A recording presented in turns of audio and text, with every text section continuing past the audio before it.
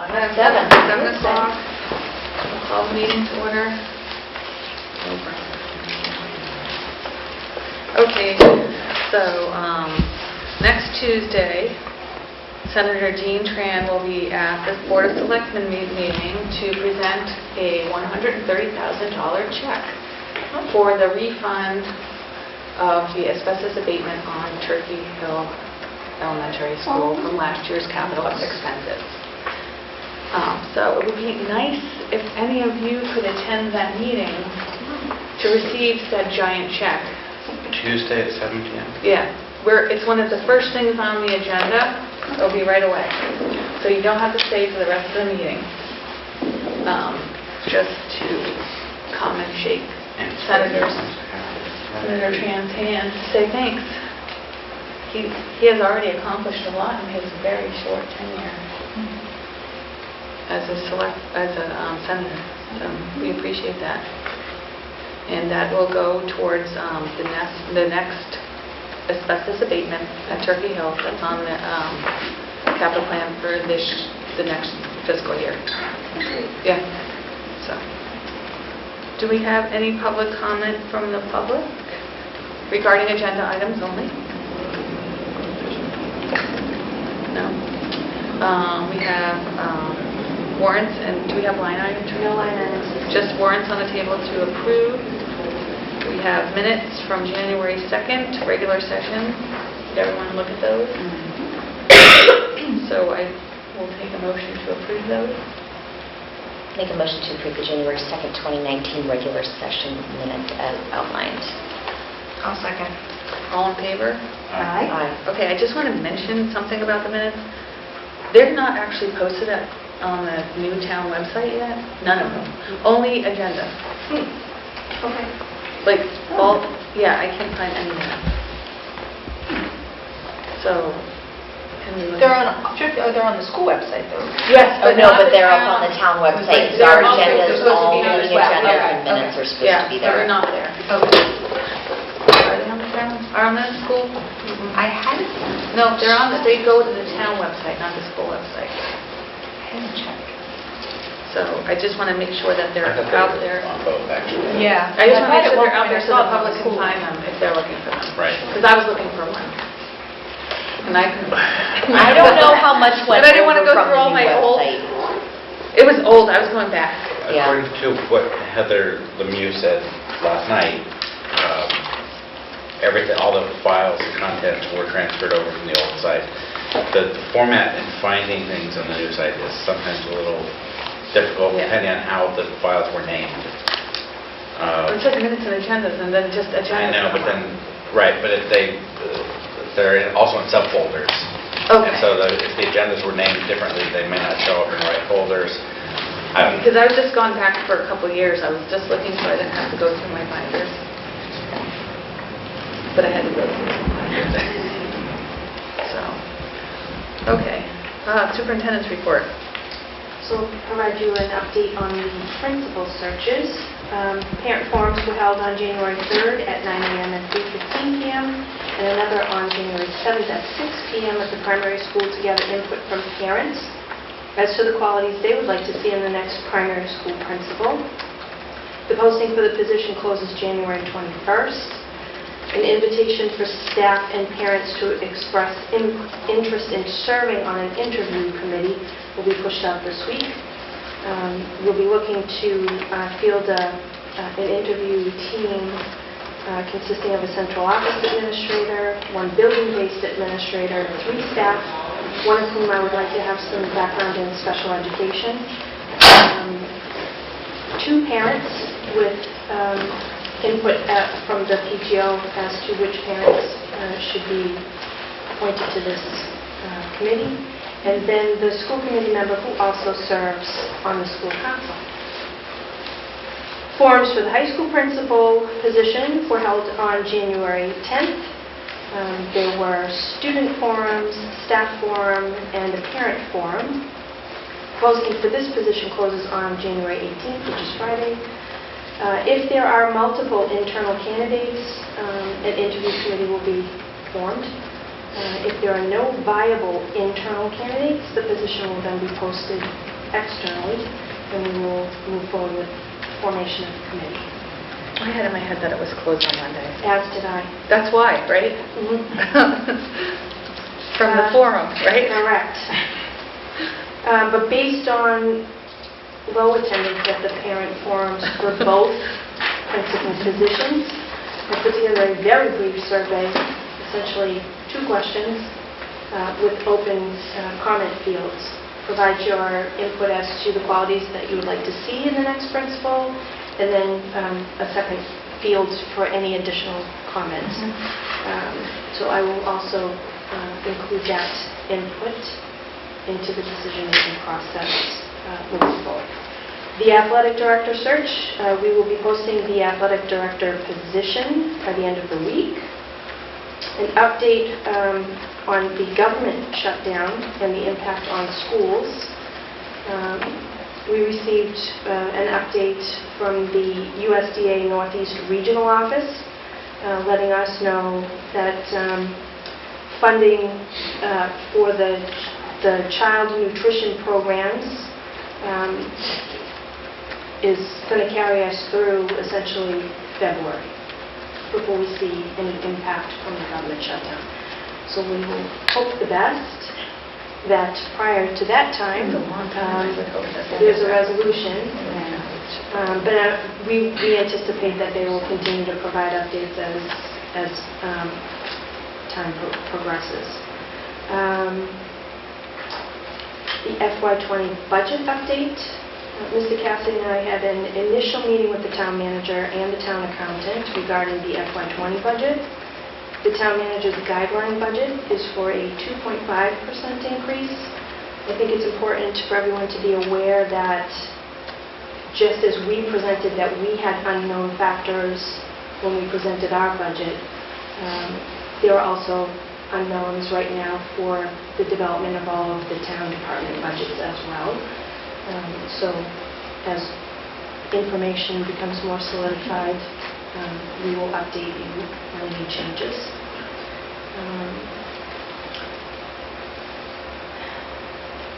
Let's see. I'm going to continue to engage the leadership team in the process in finalizing the budget that we would bring back for your approval. In February, Mr. Cassidy and I will have an update for you as to the impact of a level service budget. And if you recall from the budget presentation, that would be a 3.4% increase, as well as what the impact would be if, in fact, we are looking at a 2.5 as the town manager has provided guidance on.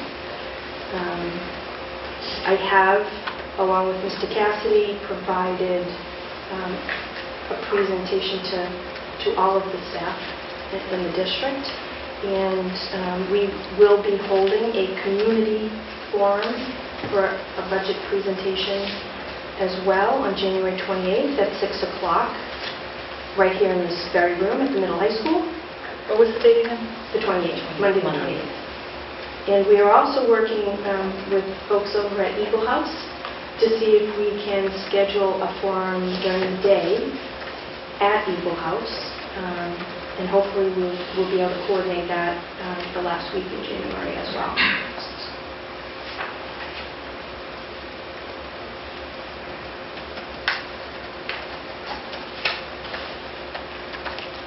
Okay.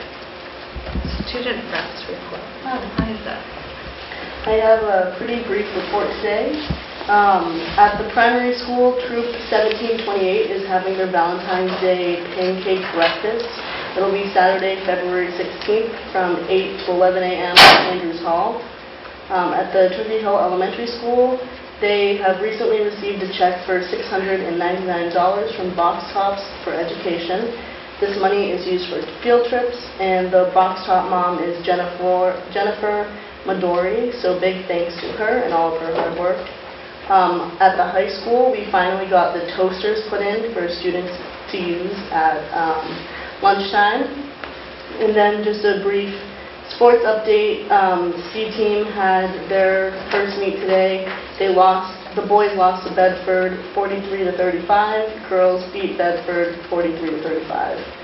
The girls basketball team is 6-3. The boys basketball team is 2-8. Girls track 4-0. Boys track 4-0. The hockey team is 7-2-1, and they're ranked first in the league. And boys swim is 7-3, and girls swim is 6-4. That is all. Thank you. So we have new business, the proposed changes to the high school history, social studies program. So that is Mr. Can you come on up to the table? Oh, there it's over there. Okay. Thank you for having me. So in, I'll let you guys get situated.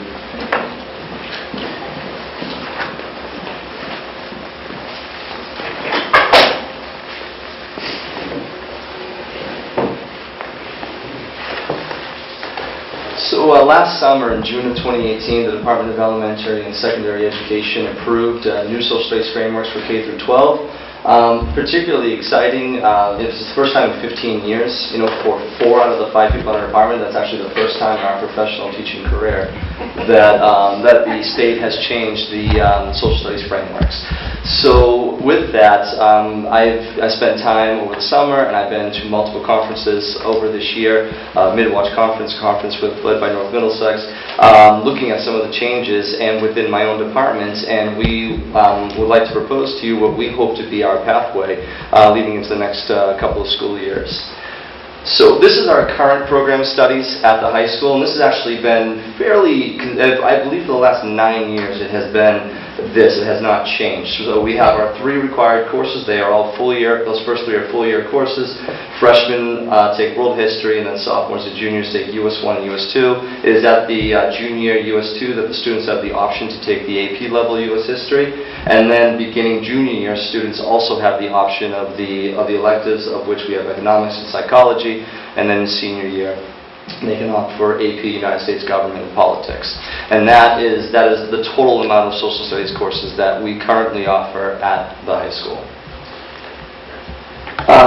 Within the new frameworks, on page 93 of the new frameworks, it states the following: while it is important for high school instruction in United States history to address all the content standards, teachers, administrators, and their schools and districts should not feel bound to address them, exactly as in the 2-year sequence in the framework. And the highlighted part is the part that we hope to move to.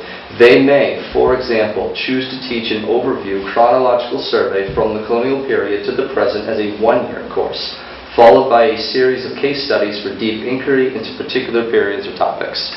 So what we would like to see is a move from our current pathways of a 2-year U.S. history program to a 1-year full year, and then to have focused half-year courses, predominantly U.S. history based, that students can begin to become experts on a particular area. We think it will be a more intensive study of history, which I will go through further in the presentation.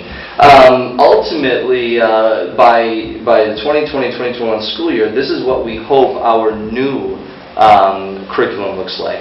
As you compare it to the old curriculum, you will see that there would be more electives. So we would go from the 3 required courses to 2 required courses, grade 9 world history and grade 10 U.S. history. And then after students have finished grade 10, they would have these other courses in which they would be able to choose to take.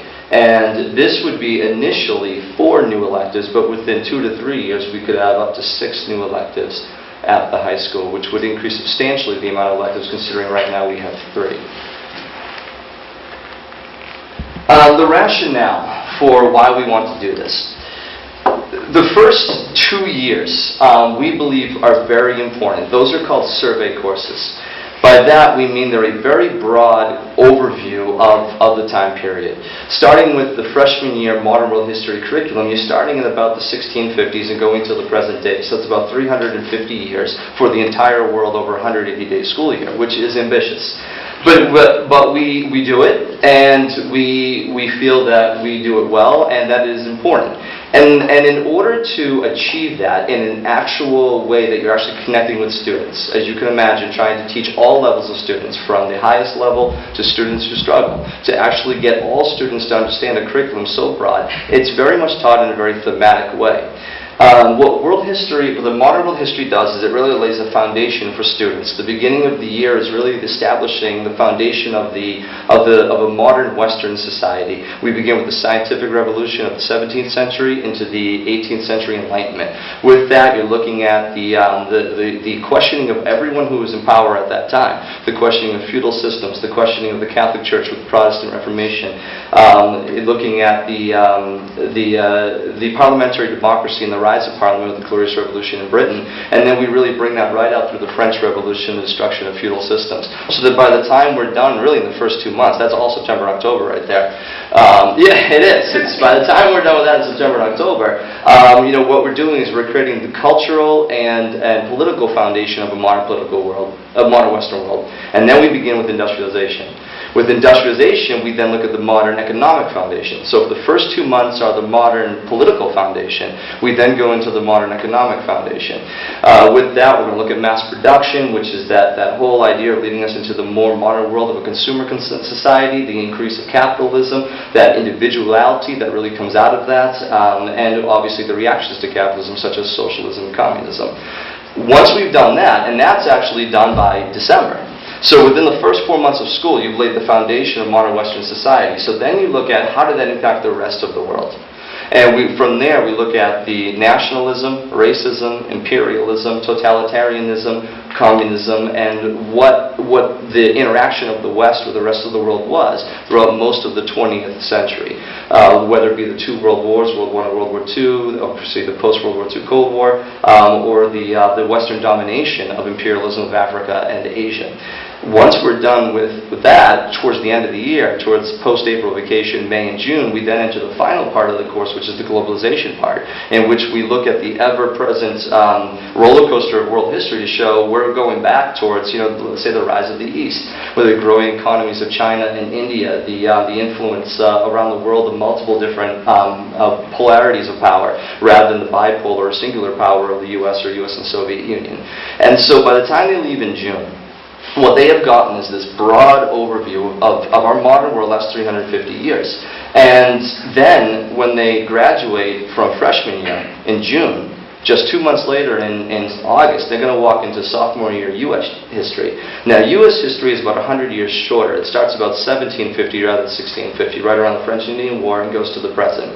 So you've got one country in 250 years versus the whole world in 350. So U.S. inherently is going to be more detailed. What's nice about following World with the U.S. is because World has already laid a foundation, whatever the U.S. teacher teaches, they can then link back to what the students study in the world. So for example, when they're studying the American Revolution in U.S. history, that can be linked back to the Enlightenment of the European Enlightenment world. If Jefferson is saying all mankind is created equal, endowed by the Creator with certain inalienable rights to life, liberty, and pursuit of happiness, you can then reference back to John Locke's Life, Liberty, and Property that you learned from English history in World. Same thing with the Industrial Revolution. They're going to teach Andrew Carnegie, John Rockefeller. They can link that right back to the discussions of mass production and so forth. Communism, if you talk about the Red Scare of the 1920s, the Red Scare of the 1950s, we can go back to the Russian Revolution 1917 and so forth, the Enlightenment world. So one course builds on the other. So then what our goal is that by the time grades 9 and 10 are done, that the students will have a solid foundation of the core major movements of the last 250 to 350 years. But if you look at the second bullet point, as much as we value those courses, and we do, and I do very much so, there is one inherent issue with survey courses. They are broad. And so, as we just stated, you're covering all of that in 180 school days. There's never one area that you can just zone in on and say, let's just master this. Because what you're trying to do is go from here to here to here to get there by June. While being very vigilant that you're actually getting understanding of students, there's a limit as to how much understanding you're going to get with that very broad overview.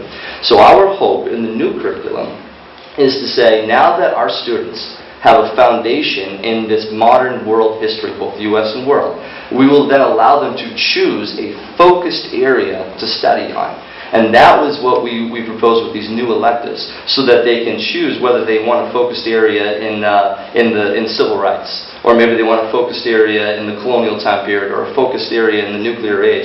And then what we're going to be able to do with that is spend much more time, so that now our students, by the time our student walks out of here in senior year, what we can say about every student is that they not only have an overview of how our modern society has been created, but they will walk out of here with at least one area of history that they are very, very strong in and they've been able to develop further. And that's that third bullet point about students will be required to take either the AP US History or at least one of the history-based half-year electives that we plan to create. On page 98 of the new social studies frameworks, it states research should be a constant part of daily learning for high school students. They should engage in sustained, formal research projects that begin with a research question or problem and result in written, oral, or media presentations. We do research, but it is limited inherently by the survey course. And so we do it, but what we think is with these new half-year courses, if rather than studying 350 years or 180 days, if instead we have a full semester on one topic, we are inherently going to have more time to allow students to develop their own understanding. To say, we've been studying this topic, you create a research question, use the databases the school provides. Well, how are you going to present this? Is it going to be an oral presentation? Is it going to be a written presentation? And to get students ready for a more realistic approach to the real world in which they may be doing presentations at some point, and getting them prepared to do that. And with that more time by these half-year courses, we think not only will students learn more history, and I think that's the key part, I think they will learn more because they're going to have more focused study, but also develop skills more, such as the writing, the presenting, and the learning how to use databases for research. And in that second bullet point, when we design our new half-year electives, we will make sure in the curriculum maps that every single new half-year elective will include a very clear research component to make sure that when students enter this class, they know there's going to be one or multiple important research projects within this half-year semester course. So to sum up why we think this overall is what we hope our future social studies curriculum looks like, number one, we have not made up this pathway. It is suggested within the state frameworks. It is on page 93 of the state frameworks, and it is one of the recommended pathways, is to choose to teach U.S. history over 1 year and to develop focused half-year courses after that. Number two, we think it's going to mimic a more college experience. With more than 90% of our students at Lunenburg High attending college, we also think that is important. And if you think back to your college days, you enter freshman year, you take your Gen Eds. But once you get your Gen Eds out of the way, you get to focus on your major. And those are often the most influential courses that you've ever take. I was thinking back when I was designing this to when I was, I took a course called First Amendment. And the entire course for an entire semester was on just the First Amendment. But every week our professor would give us multiple Supreme Court First Amendment cases. We had to go home, read them, compare them to other cases, and figure out why was this one decided differently. And it really opened your eyes as to the broad range of free speech questions. It's not so simple to say we have free speech. What are the limitations? And that's a course that stuck with me far more than a Gen Ed in which you're trying to study a whole wide range of things quickly. So just like in real college, our kids are going to get Gen Eds and then go deeper into research. We believe that in high school they should be doing that then. So let's offer our Gen Eds freshman and sophomore year and let them junior and senior year get more in-depth and more study, more prepared for college in that sense. And number three, as I just stated, we believe by having more time, we're going to be able to do more research and inquiry. Student choice. They're going to be able to choose which elective they want. So theoretically, we hope this increases student engagement. We already have high student engagement. We have high student engagement across the school, but in particular in our department. I know I've had many of your children, and they often will come up to me and state how history is often, or the social studies department is often one of their favorites to work with. And I think by letting them choose, that's going to make it even more valuable to them, because they're going to be able to say, wow, I think this area of time is fascinating. I want to study this more, because after I studied my broad sophomore year, this really piques my interest. So we're hoping that will increase student engagement and perhaps increase grades for students who may not be great at history. And then, when I sat in, I was one of the chairs of the NEASC last year, one of the NEASC committees. And though overall the NEASC was very positive for us, inevitably there are some self-improvement points, and one of them was their overall lack of electives that we offer at the high school. This would actually lead us from what is right now 3 electives to potentially 9 electives, which is a huge increase if we went this route. We could offer far more choice in electives, which would please both our department, our students, and NEASC.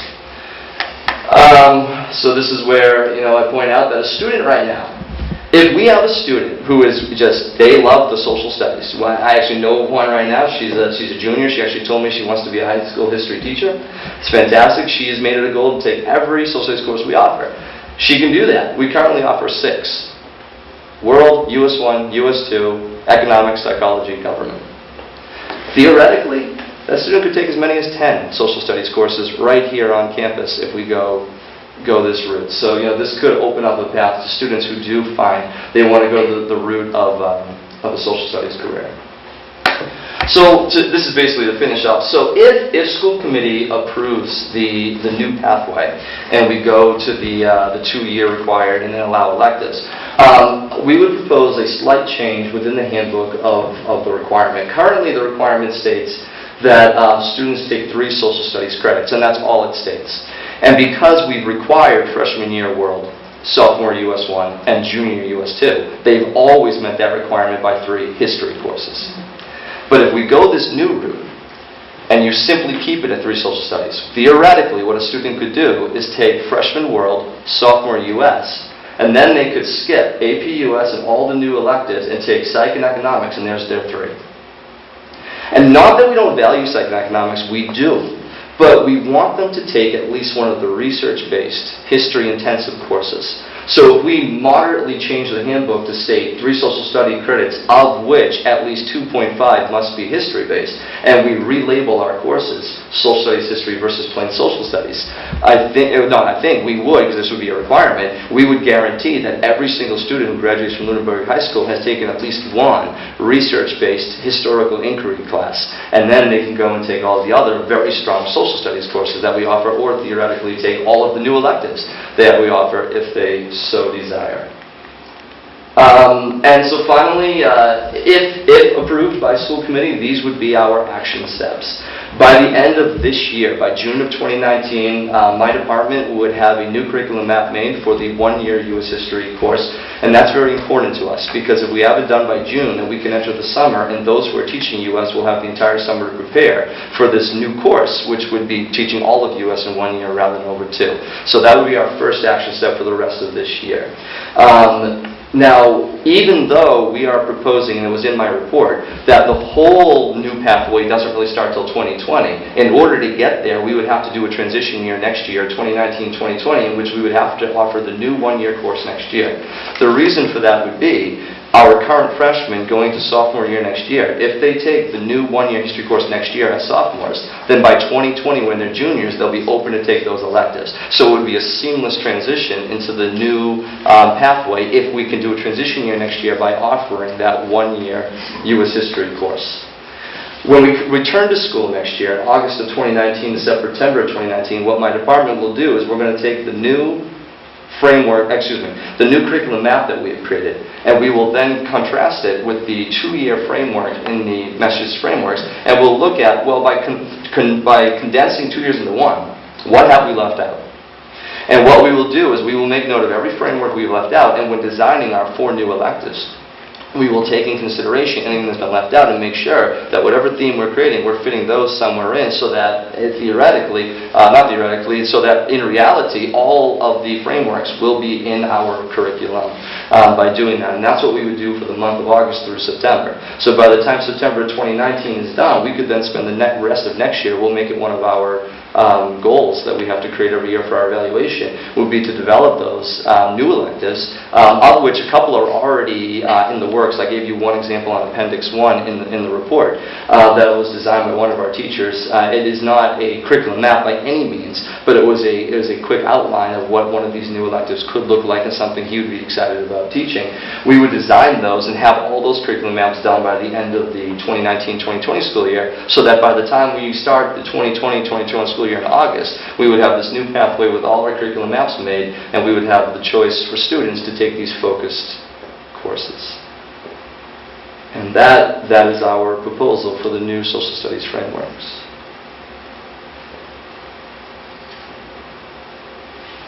I'll take any questions that you have. Thinking for It's a lot. It's a lot.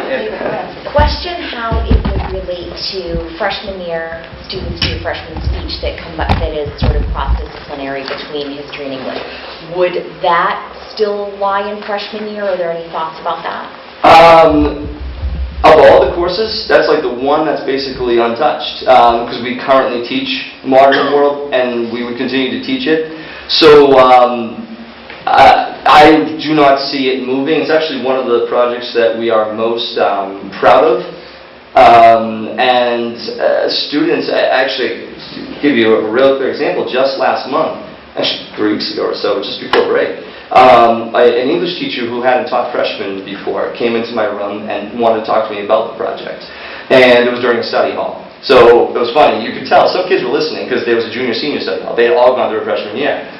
So I'm talking to this English teacher, and I can tell they're listening to me, and I'm saying to them, this is a project most of our kids generally like, and I look up and I go, be honest, I don't have you anymore, I can't lower your grade. I'm like, is it good? Do you like it? And to a person, they said, these are juniors and seniors, they go, I still remember every word I wrote in that paper. I remember my topic. They go, it was one of the most important things we did. So, and it's interdisciplinary. It connects the English and History department. So we have no plan to move it from the 9th grade curriculum. 9th grade curriculum really would not change.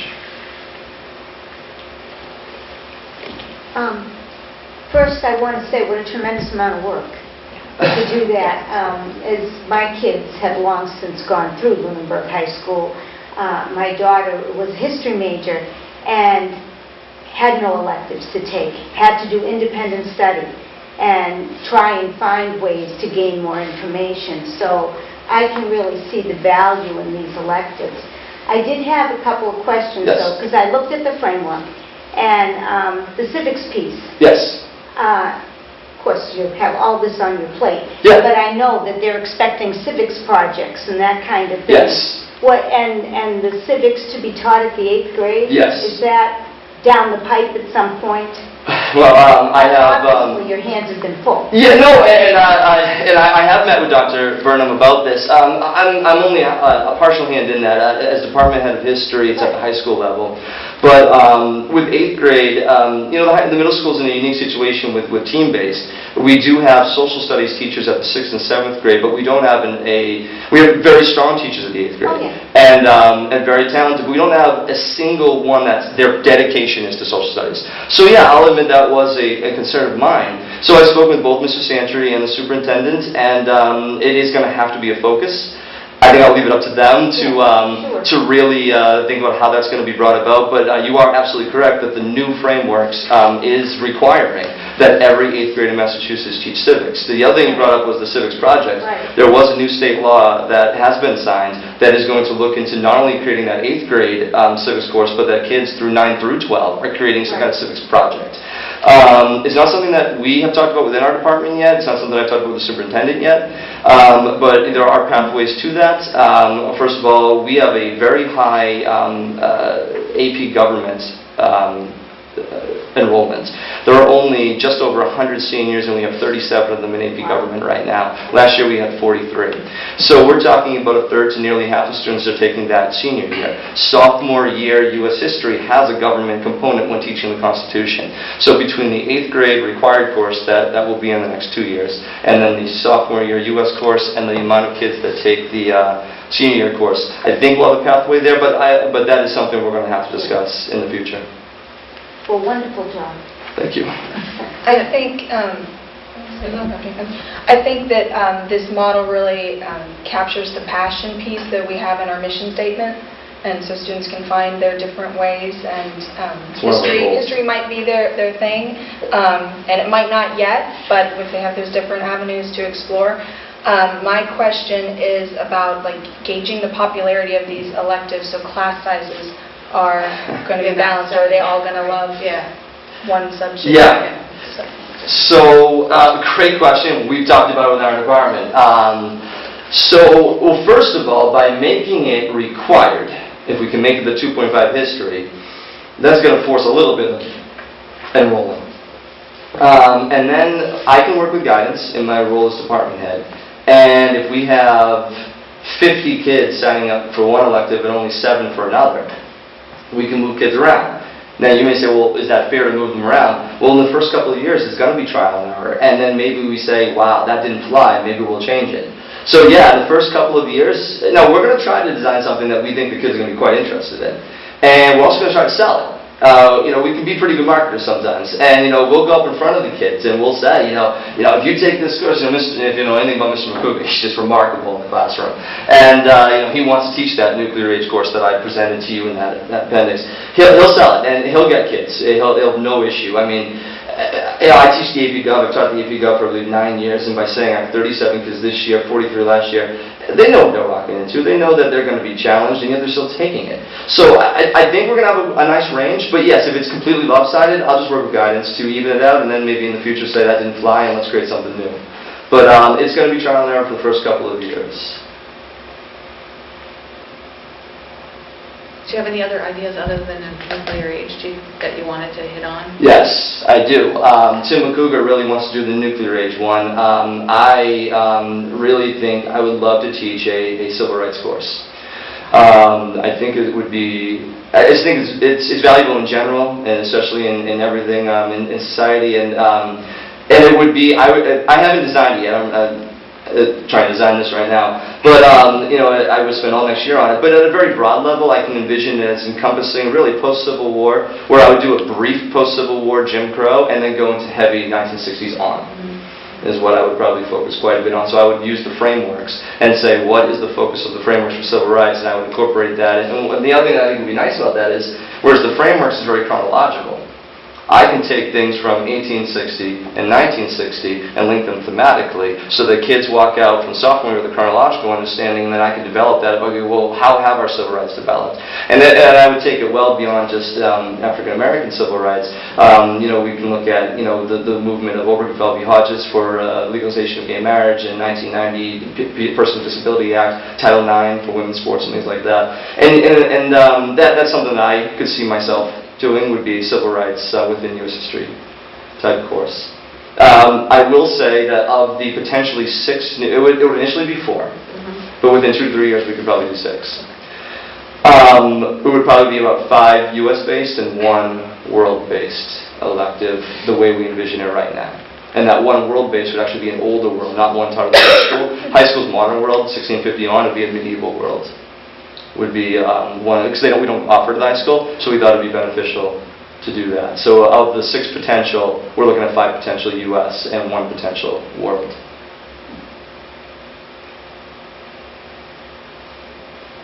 Sounds good to me.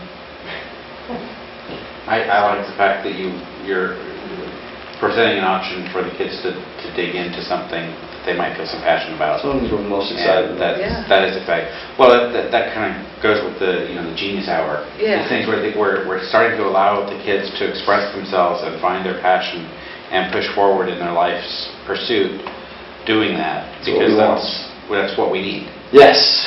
We have enough robots. We need people to actually think and do those kinds of research papers where they can understand and make those connections themselves. And having taught the survey courses for so long, and having had sons and daughters doing the survey courses, it's a lot. And it's not, they're valuable, they lay foundations, but they don't allow that individuality. And other than something like the genocide narrative, which I think does. This will create more individuality, because within the course, they can even frame within the course what do they even more want to study. So it's like going even more individual, even within an individualized subject. It's too bad it took 15 years to change the framework. I've said this more than once. I was not, when the frameworks were changed, actually dropping government was a late 90s decision. I graduated high school in 1999, so I was in no means involved in that, but I've never understood who or what happened in Massachusetts that somebody sat down and said, let's look at the association framework, let's drop government. Yeah.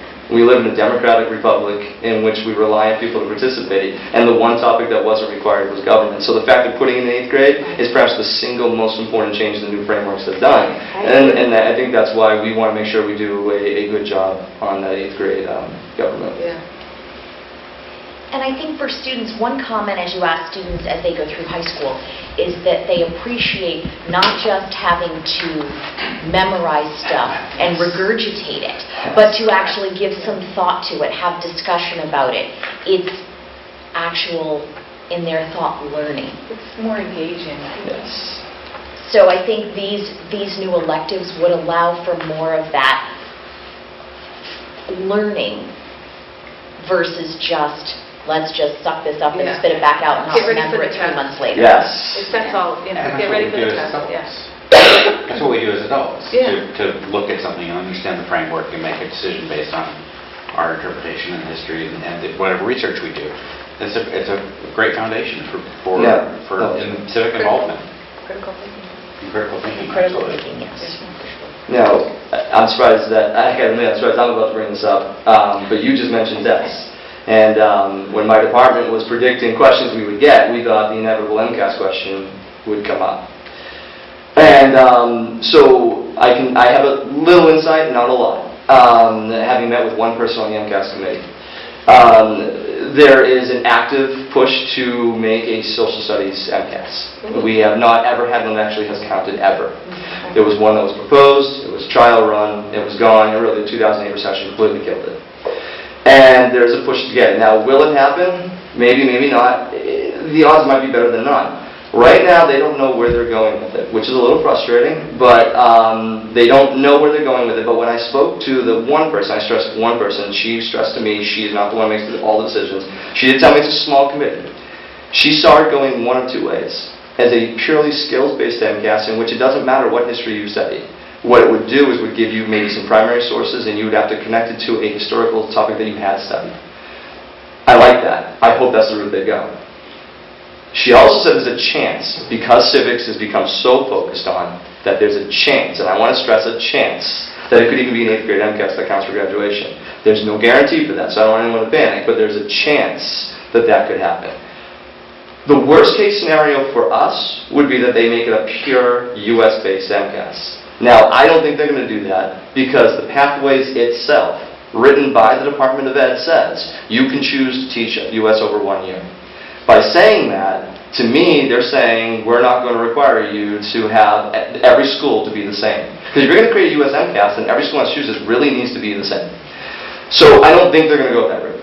Now, if they do, I don't think there's anything to panic with. If we feel that they're going with a US MCAS, first of all, they always give 2 to 3 years at least of practice, test, and prep run. If we feel like we have to go back to 2 years, we could easily go back to 2 years. I don't want to, but if that's what is required, we theoretically could. So if there was a concern about MCAS, and they mentioned about just preparing kids for tests, which I agree is not the best route to go. I think that right now so much is up in the air that I think that right now we go with what we think is best and see what the state decides for MCAS. Agreed. So do we need to make a motion on this to move forward to them? I think if you feel that you have enough information and you're ready to make a decision, then that would be appropriate. And I'm certainly comfortable fine. moving to accept this as a future curriculum for social studies. Okay. So I'm so moved. Okay. I will second. Okay. All in favor? All right. Yeah. Thank you. Thank you very much. Thank you for your time. Thank you for your time. Yes. Got it. That was fantastic. I want to take history. I know. It looks really exciting. Yeah, it does. Thank you all. So now we have a personnel update from Mr. Cassidy. Is he? Yeah, Mr. Cassidy. Personnel update? We're using the board. The screen? No, okay. Hi, any questions on personnel? What? No, I didn't have any questions. No, you were just going to give us an update. Summary or... Oh, you want to summary? Yeah, just It's on the It's on the Okay, agenda. attached you'll Okay. find recent retirements and Yeah. resignations and new hires in the Lunenburg Public Schools. Most noteworthy is Cynthia Mobley retired at the end of last school year. Excuse me, last calendar year. Okay. So if you see her about, make sure you wish her well. Currently, we're still interviewing, second round of posting and interviewing for our special education position at the primary school. So we'll provide an update on that. as soon as we get one. Yeah, first one, we're interviewing with that posting. If there's no final posting. We have someone starting at the end of January? Did I read that date right? In what At capacity? the paraprofessional for primary school, is January 28, 2019, is that? That be retired? You know, we're having a really hard time Oh. understanding, because you're talking very softly. Sorry. None of us can hear you. Oh, sorry. Sorry, Is that all of us? I will, Well, at least three. Oh. The last three people. It's kind of a rush to play you. yeah. Front row's available too. Front row's available. So that's a temporary position. Okay. So one of our temporary paraprofessionals who's working, I believe in the pre-K classroom, found another job. So we had posted. This for- one, it's under number 3, the new hires.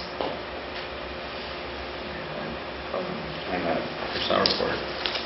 Are you talking It about might be a the... new hire for It has a new existing hire. position. Yeah, new Yeah. hire paraprofessional, effective date January 28, 2019. Sorry, my voice is not. Okay, so Hold on. Serena Pease, Yes. Yeah. she is replacing Cynthia. Oh, okay. Okay, I thought you were referring to a posting, but we do have an active posting Okay, out there for a para. I apologize, I misunderstood you. okay. And that's it. And this is unrelated to the one for the first round that didn't yield any. The paraprofessional? Right. Correct. Okay.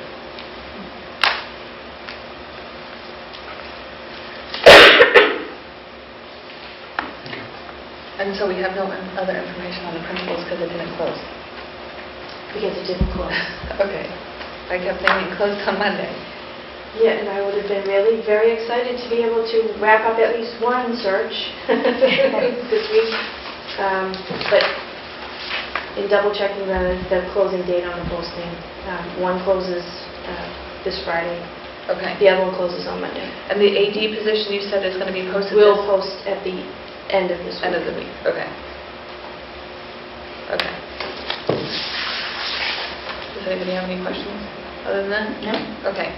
So I propose that we move our action item E, first reading of the policies, up because we have two guests here that may or may not be able to answer and address any questions or concerns that we have in regards to one of those readings. Is that okay? I needed... Yes. Yes. I'll move to. Okay. I just don't want them to have to To sit move, here the for... first reading. Because TC Yeah. Pastures is in there. I was thinking. There's a the lot same of thing. stuff was in gonna there, and I ask. just So want to... we do the policy Okay. thing. Okay. Yeah, so first reading of policy 5402 and 5406. Now, 5402 is the student conduct, student harassment section. It basically stays the same with an addition of in consequences, section 3. I will read the addition that says, if a complaint is found to be deliberately false, there will be disciplinary consequences. If there is a pattern of deliberately false complaints levied against the same individual, it may be deemed an act of bullying or harassment. Do you all understand the context? I do, and I did have some questions. I did have a note on here Okay. about that. Let's see what my note was. Oh, Am I loud enough? Okay.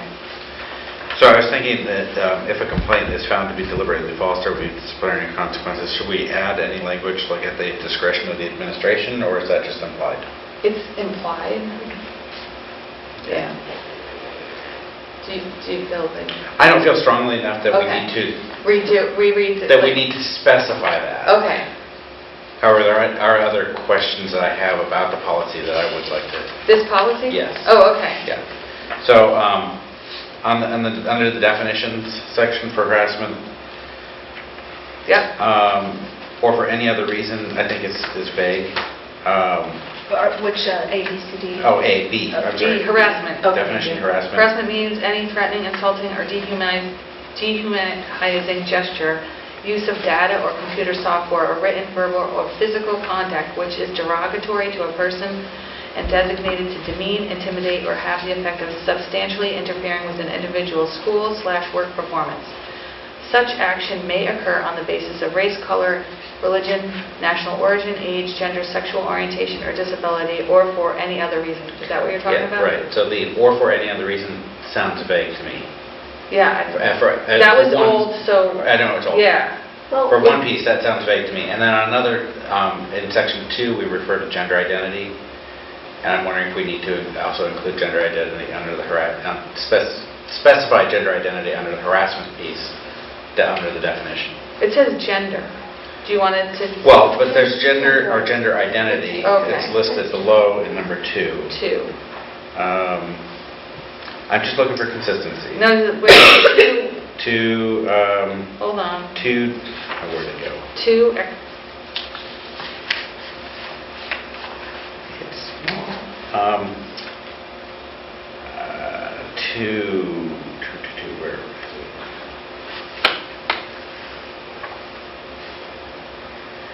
2 is an expectations, no, correct? 2 is expectations and you can say. Okay. Number 2. Hold on, it's I good. wrote- Certain It's the students, second it should be certain students It's may the be more second vulnerable. paragraph. Yeah, that's what I'm reading. Certain Fourth line students down. may be more vulnerable to become targets of bullying, harassment, or teasing based on actual or perceived characteristics, including race, color, religion, ancestry, national origin, sex, socioeconomic That's status, where it is. homelessness, academic status, gender identity or expression, physical appearance or sensory disability, or by association with a person who has or is perceived to have one of the above characteristics. What was that? Right. So I don't know if we want those actual or perceived characteristics actually duplicated in the harassment section. They are listed here. And is there a need to duplicate the language or duplicate at least under the definition Yep. of what harassment is and the targets under the definition of target? I think makes sense to include all the same characteristics in both In all of them. sections.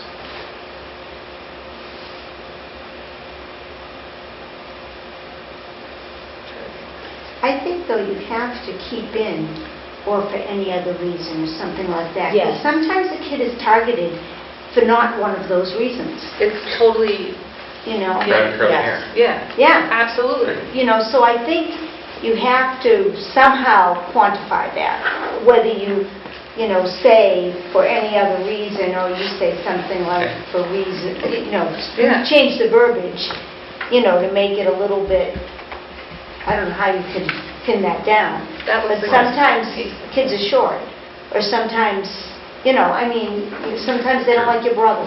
Sometimes, you know, you don't know. So I think if you're going to define why kids may be harassed, I think you have to leave something open-ended, because sometimes there are no reasons, or no reasons except for the Right. person. No reasons that we doing the Right. harassing. foreseen. Yeah. I see the point, and I would withdraw that Okay. statement that seems vague, but that makes sense. Yeah.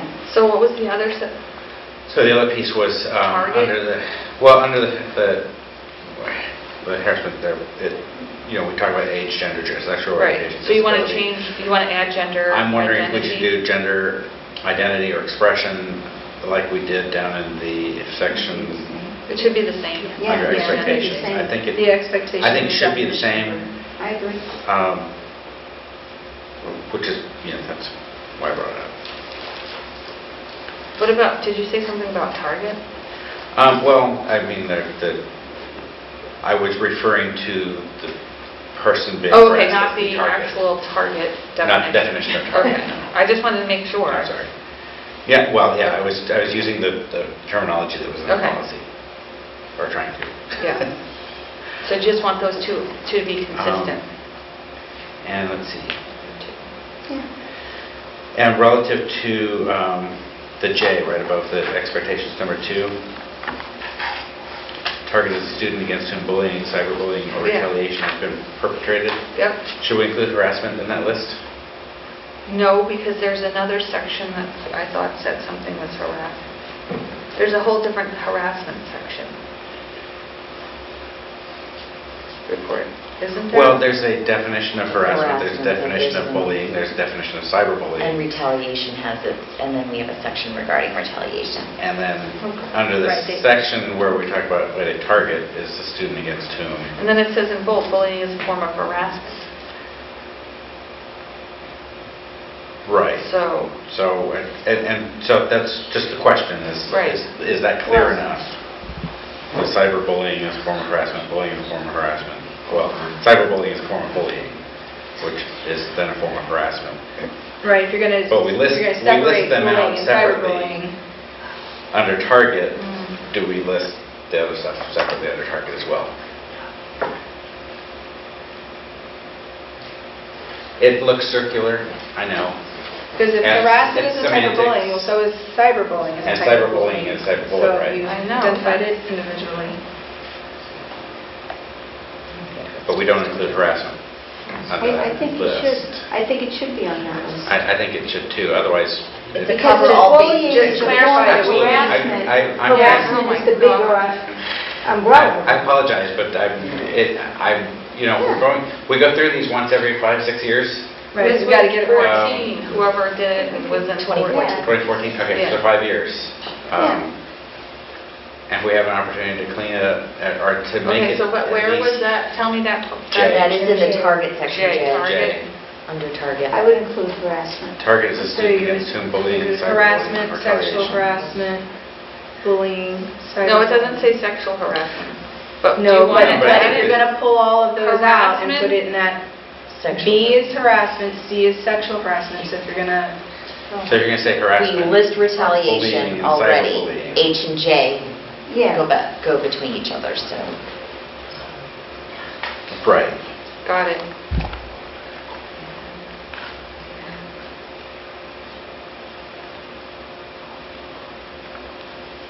And those were the only notes that I had on that Okay. policy. And then the first one, we're going to leave as is with, for other, For any other reason, right? Yeah, But we're we're gonna going to leave that in add gender identity or expression. yeah, we're going to add Just that. make No, I it have the that language already. of the two But we're not going to, Right. we're going Or to at least leave, or characteristics. we're going to leave for any other reason? Yes, Yes. yes, I went through that part of my Okay. That just covers any situation that we can't predict or. short curly haired freckled girls, yes. Not that I know any. Okay, so, then we're going to waive the first reading, add this?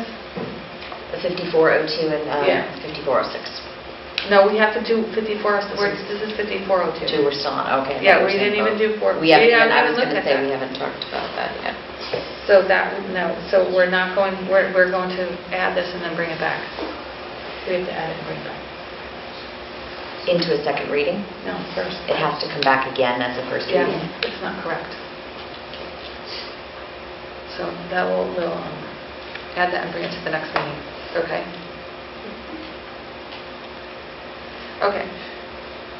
Now, the next one, 5406, endangering health and safety, interrogation search and seizure policy is under student conduct. And and it appears that the red line was just taking out some language, wasn't adding anything. Well, I think it's The whole probably thing. important to say that this entire thing is It's new. new. It's It's the new. entire thing. oh, is new. That's what I'm like. That's why. She's I'm like, confused, like. no, I was looking. Well, It took out the Red tiny line. policy and created a larger one. Okay, sorry. Okay. It was a I missed- draft at one point that never got... In That's right. 2014, I think it was 2014, the same time as the other one was updated. This must have been a draft. And it never got ratified. Correct. Okay. I was not on policy. I don't even know who did That was it. not me either. You were not. I was not here yet. So, should we read it out loud? Would you like to read it, Jane? Oh, it's rather long. I know, that's- Do you want me to read it? It's long, but we should We read should- it. Yeah, we can read It it. needs to be read. It's an Turn to entire it. It's tiny edition. on my phone, can I? Okay, I'll... Yes, here's my pad. I'll read it. Yeah. So under the Students and Instruction 5000 series, Endangering Health and Safety, Interrogations, Search and Seizure Policy 5406. Endangering the health and safety of a student and/or other members of the school committee is a violation of state law. The superintendent, principal, or other designated administrator may authorize a personal search of a student's property, a classroom, or an automobile if there is a reasonable suspicion that health and safety are at risk or that a student has violated or is violating school rules or federal/state laws. Should a student decline to be searched or refuse an administrator access to his or her property, the parent/guardian will be notified, and when appropriate, the police will be contacted. Searches of students, their possessions, lockers, or student automobiles will be conducted in a way conducive both to the preservation of individual rights and to an atmosphere supportive of the educational process. If at any time during the search process a designated administrator feels a threat is imminent to any student or other personnel, the police will be contacted. Whenever a student search is conducted, the following shall apply. 1, no search shall be conducted unless there is reasonable suspicion that a violation of law or school rules has occurred, or there is a reasonable suspicion that the student's or school community's health and safety may be in jeopardy. 2, searches shall be conducted by an administrator in the presence of at least one other staff member. 3, whenever a personal search is deemed necessary, the student shall be advised of the reason for the impending search prior to its implementation. School officials may examine articles of clothing such as pockets, coats, book bags, etc. 4, in recognition that right to privacy considerations intensify as a search becomes invasive, no school officials shall ever conduct a strip search of a student. 5, should a student refuse to voluntarily comply with a request for a search, the student may be detained until parents and, if necessary, police can arrive at the school to assist as appropriate in the investigation. A student who fails to cooperate, lies, misleads, or threatens any person during or after a search or questioning may be subject to additional disciplinary action. 6, should a search uncover any unlawful substances or contraband, such shall be turned over to the appropriate authorities or rightful owner. As appropriate, and suitable disciplinary action shall be taken. Nothing herein shall be construed to limit the right of the school committee or administration to make use of external detecting resources should these become necessary or desirable. As part of this policy, the Lunenburg School Committee approves the use of random searches throughout the school year. Canine search of property. Illegal drug possession and use by school-age children is a dangerous and persistent problem nationwide. The Lunenburg Public Schools remain vigilant at all times to prevent illegal drugs from entering our schools and follow strict enforcement of anti-drug rules to protect the health and safety of all students and faculty. The school district's primary goal is to deter students from using or bringing drugs or other unlawful or unauthorized items into the school, not to subject students to arrest or school discipline. To that end, the superintendent, principal, or other designated administrator may authorize unannounced canine patrols of school lockers or automobiles in school parking lots when he or she deems it advisable to maintain school safety, or if there is a reasonable suspicion that drugs or weapons will be found. During these visits, the canines will pass by students' lockers and automobiles and will alert their handlers if they detect the presence of a prohibited substance. Should this occur, there exists probable cause for a search to be conducted, and a designated school official will conduct a thorough search of the area of the item or area targeted by the dog. At all times, canine units will be under the direction and control of the law enforcement officials, and whenever possible, canine patrols shall be scheduled to minimize disruption of the academic day and the risk of contact with students. All lockers and randomly selected offices and classrooms will be subject to search. Lockers and school premises are school property, and there is no reasonable expectation of privacy in those areas. In addition, all automobiles parked on school property will be subject to search. Students who choose to bring vehicles to school and are granted the privilege to park on school property do so with the understanding that they relinquish the expectation that the contents of their vehicles will remain private. In the event that drugs, weapons, or other unlawful or unauthorized items are found, parents will be notified and appropriate authorities may be notified. All decisions concerning school discipline and police referral will be made by the principal or designated administrator using existing school procedures. Canine patrols or searches conducted by law enforcement officials shall be in addition to any administrative or health and safety searches conducted by officials. Interrogations by police. The schools have legal custody of students during the school day and during hours of approved extracurricular activities. It is the responsibility of the school administration to make an effort to protect each student's rights with respect to interrogations by law enforcement officials. Therefore, 1. When law enforcement officials find it necessary to question students during the school day or periods of extracurricular activities, the school principal or his or her designee will be present when possible. An effort will be made to make contact with the student's parent or guardian so that the responsible individual may be notified of the situation. And 2, if custody and/or arrest are involved, the principal will request that all procedural safeguards, as prescribed by law, be observed by the law enforcement officials. Thank you. Now, I don't have any major issues with the policy. I did have questions that were answered regarding what constitutes reasonable suspicion. I understand the probable cause. So I'm comfortable with most of that. There's just a couple things that I wanted to clarify, if I could. Okay. So on number 5, if the student shouldn't voluntarily comply, it just mentions parents, probably should include guardians, because we've mentioned parents and guardians several times in the document. We just didn't include it there. That was a little nitpick. And then I don't know the agreements. I'm assuming that the students who are granted the privilege of parking on campus have an agreement that they sign. No, and that's what I just wrote, No. parking permit. Okay. You fill out a form, you fill out and just give them information, but we don't But actually we don't have have anything agreements. that says that you're Yeah. basically giving them So away I think that that is something that we need to look into. I wrote myself a note when we were just now. when we were just Yep. doing that. Yeah. Mhm. Okay. Because when you listen, you hear, That's it's totally different It than is totally reading it different. yourself. So thank you You for hear reading it. it, because I had written a note at Yes. the same time.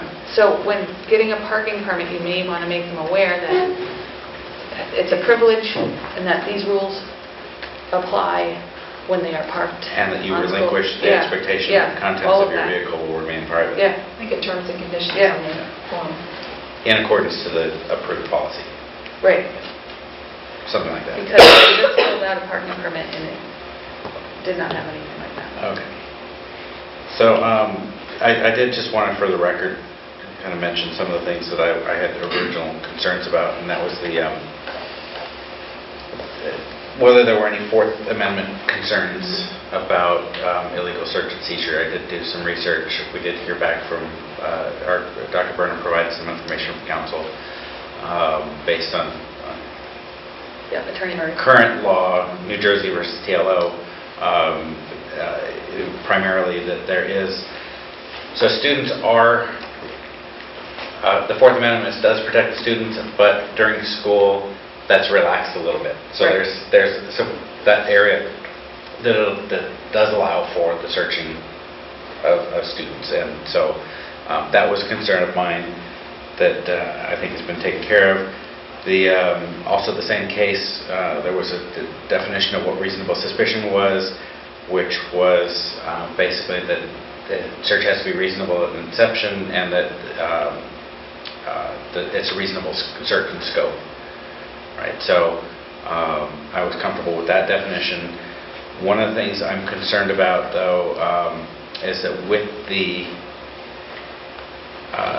the passage of question 4 and the legalization of adult non-medical use marijuana, how, if a student walks down the hall and they're smelling of marijuana, or their bags smell of marijuana because their parents partake at home, or even medically speaking,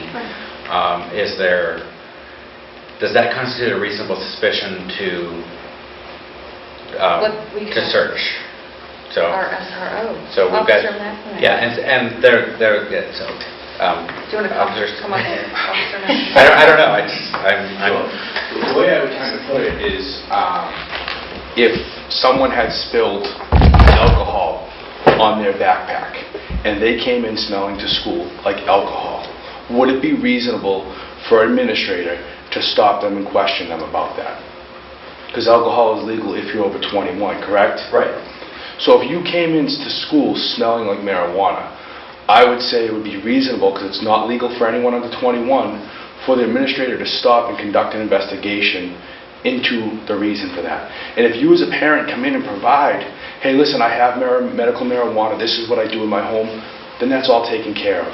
The same as if your backpack smelled like alcohol and you said, yep, it was in the car and it exploded because it froze, and that's why it smelled like that. Then it would just be, okay, we understand, and everyone moves on. The student would be explained why they did it. It would be explained to the parent, and they'd have a, and then once the circumstances are known, then in the future, they would be able to appropriately deal with that. That's the best way I would explain it. So just because a student has a smell doesn't mean that they will necessarily be searched, but they could be asked. That would give them reasonable suspicion. Okay. It would just be the same as if it smelled like booze or alcohol, right? That would give them reasonable suspicion to conduct an investigation how they see fit. I wouldn't be involved in that. That would be a school. That would be a school thing. Right. That's all in the school. So I would just take marijuana now and put it in the same category essentially as alcohol, right? 21 and older. So if your child came in smelling like alcohol, for whatever reason, maybe it got spilled, the same thing as if they came in smelling like marijuana, the school would conduct an investigation.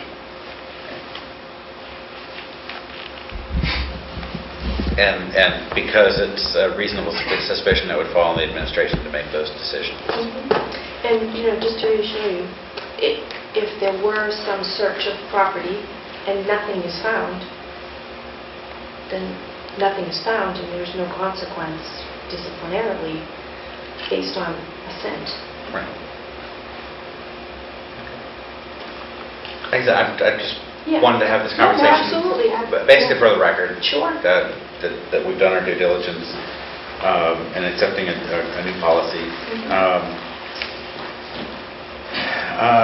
So I had mentioned that we have, so that the policy is written right now says if a student fails to or refuses to comply. So if a student says, I agree to let you search my backpack but not my pockets, what happens in that case? So an administrator may call parent may come to school, administrator may say, I've requested for your son or daughter to empty their pockets, they're refusing. A parent may say, empty your pockets. Right? A parent may also refuse. Depending on the nature of the incident, the administrator may consult with our SRO as to appropriate next steps, as to whether or not this is something where police would be now called in or not. Again, it's hard to have one blanket response because it really is very much dependent on each unique scenario, set of circumstances, a history with the student, any number of factors as to how to move forward. But clearly we would not push to the point of moving ahead with the search where there was resistance. Right. I'm thinking, and I'm liking it in my mind too, that we watch all the procedural dramas on TV, that you're talking until you say a lawyer, and then you stop. It's So you a can parent. search until they say It's a parent. lawyer. Or a parent. Or, no, you can't touch me, or parent. A parent, I want Right. a parent. Especially So- if you're under 18. Some kids may have or may not have been told by their parents that if something like this happens, you say nothing or do nothing until your parent is called. So that's how I'm likening it. I don't know if that makes sense, but it sounds like that's kind of what you would do in general. Relative to defining consent, I'm wondering if we want to make this clearer in the policy that consent has to be voluntary and clear. So that they are specific. They that- understand what that- they're... Yeah, they understand what, or at least that they're saying, Consented. you know, if you say, "You mind if I search you?" Well, what part of me? Or you want to search my pockets or my backpack, or my jacket, or, you know, I don't know if we need to go to the level of defining that level of consent, or is a yes answer sufficient? And I think this is where we might want to consult with either, again, the officers in-house or the attorney. What section is that in? Well, it's not in a section, it's just a general... Oh, you I mean, wanted to set Number the- 5 is should the student refuse to voluntarily comply, but we haven't actually defined what compliance is, right? It's probably going to be different on a case-to-case basis. Yeah, I would think. What does comply mean in one situation versus another? Right, well, It could and be that might different. be, but again, If I read it it's... actually, it states that before the search, it's stated what the search, why the search. School, The students shall be advised of the reason for the impending search Right. prior to the implementation. Right there. right, but that's not the student giving consent. That talks about, that's the administrator telling the student, "I'm going to search you because you smell like pot," for example. Or "I want to conduct a search because you smell like pot." Not the student saying, "I give you consent to do that," or "I don't give you consent to do that." All we're saying is if you refuse to comply, That's not giving consent. well, That's the definition of not giving consent. right. You're but- not going to comply.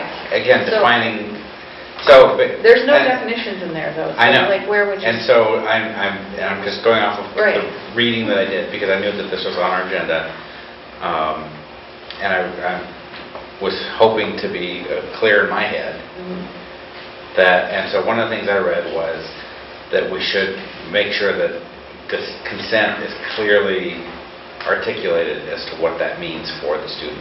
Now, whether it's here or if it's in the student handbook, I'm not sure if it matters, but I think somewhere it needs to be defined what consent is for the student to be able to give that. So are you saying that you would like the student to be able to say, "I give you consent to search my backpack"? Yes, Out loud? Right? yes. I give you consent to search my backpack and my locker in my pocket? Well, you can search the locker regardless of school property. Well, jacket, whatever. Yeah, but... Like they have to specify in their consent? Like, That's Yeah, really I'm good. thinking of CYA and crossing the Ts and dotting the Is. That's so It- hard. it- Those are those policies that are really hard I know. to implement, and like, that would be like, okay, here, sign your consent form, like a waiver. You know what I mean? Because Yeah. that's a lot, like, okay, we're going to search you, Pat, here you go. You know, Well, I'm just sign thinking, up is it that something you that the policy understand. subcommittee wants to take back and think about? Because I don't think that we're going to go through. I think there's enough change. Oh, yeah, There might yeah. be some changes here that we're probably not going to do anything tonight. No, I don't Is my think- guess. So that might be something that you'd want to go back and say, do we need to define this? So, does the I'm- consent have verbal, does it need to be in writing? okay, so we'll ask Melissa.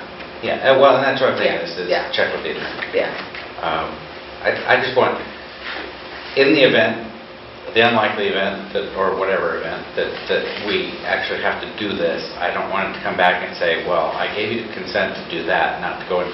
I have my jacket off, but I gave you consent to go in my backpack, but not my jacket, which was hanging on a chair. And now And you that's search where something that's where like you found that. stuff, was in my jacket, not in my backpack.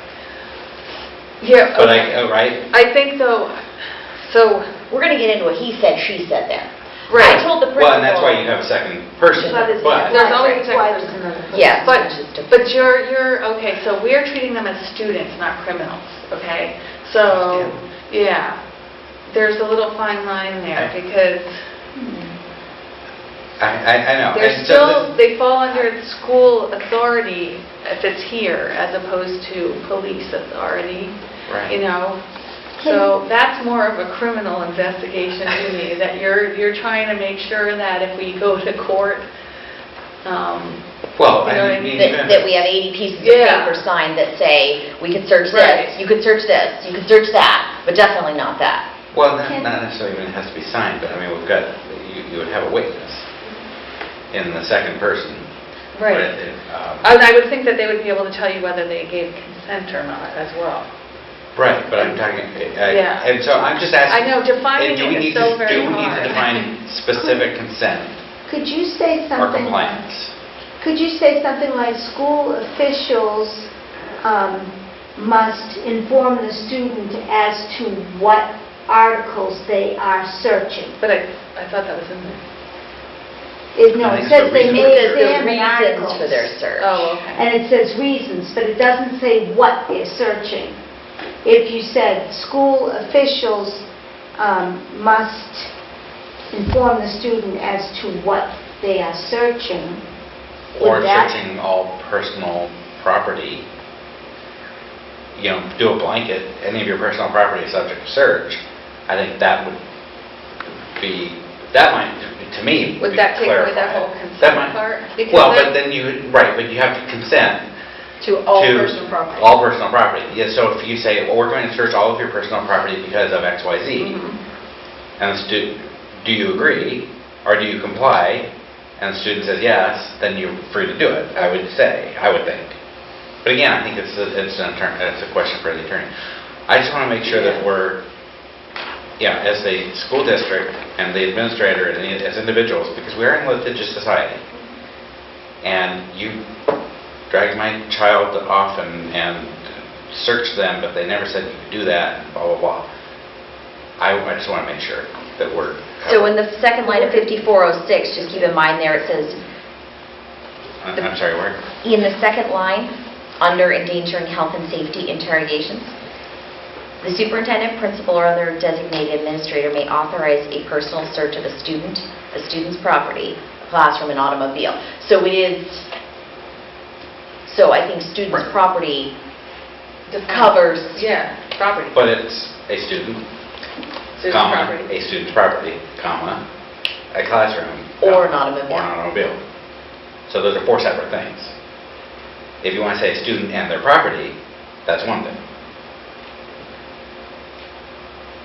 That's how I read it.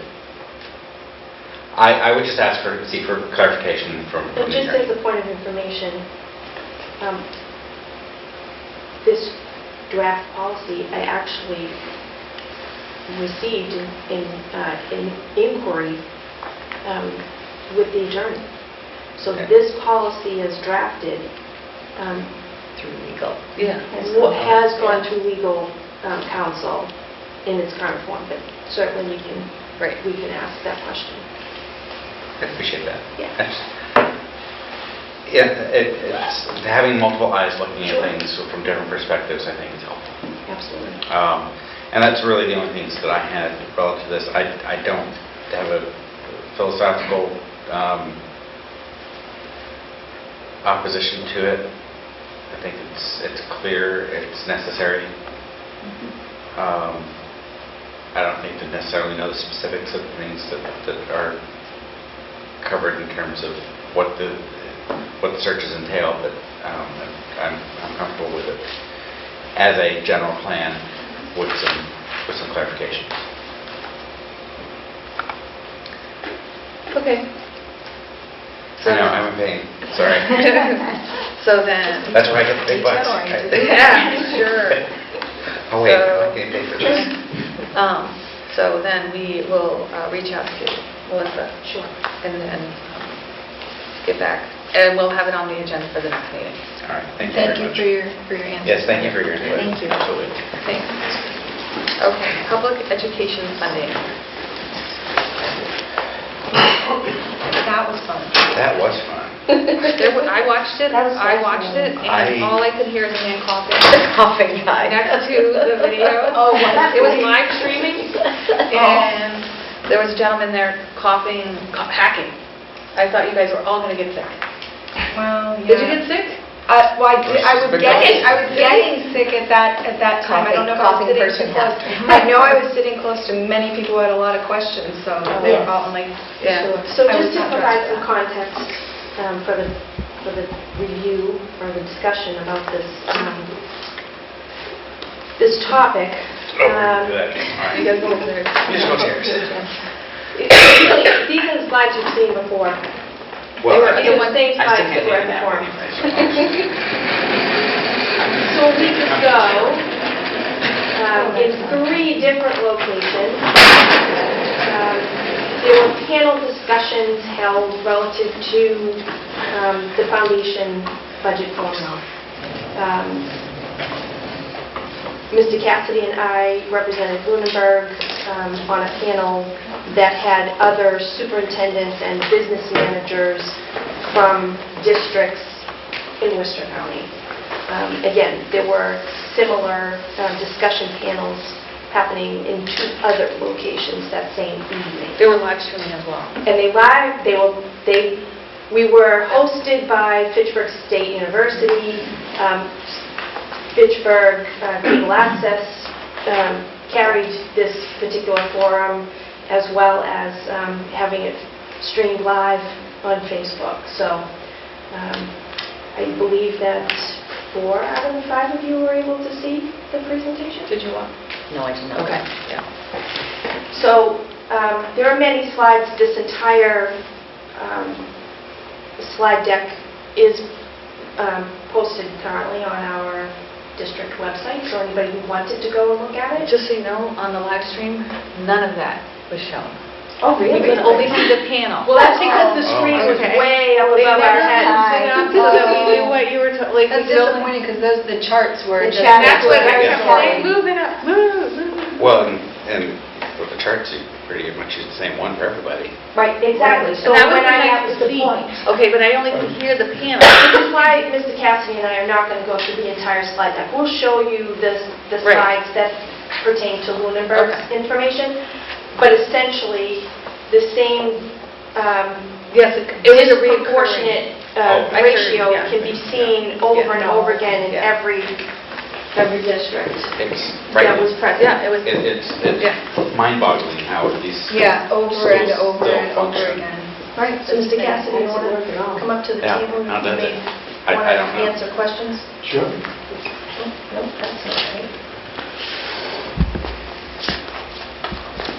So if I could just say a couple things about the foundation budget, is that it, talking about history, right? It was really initiated through education reform in 1993, and it really defined what communities should spend toward education, and setting local budgets and state budgets.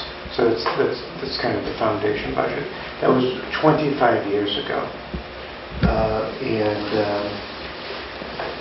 Based upon some of the data statewide, it's become obsolete.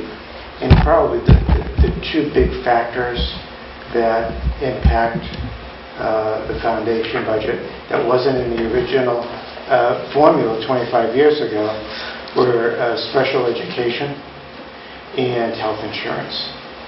And those costs have gone up dramatically in every community. I was a little afraid at that meeting when we were on the panel, because there were some heavy hitters in that room. We had Leominster and Fitchburg that, we've got our gaps, right? Their gaps were 10 times our gaps. But I think we did a good job trying to demonstrate, yeah, we're smaller communities, but we're still, that foundation budget impacts the way we do business. I'm curious, we saw the dollars. Is there a similar graph for percentages across the Commonwealth?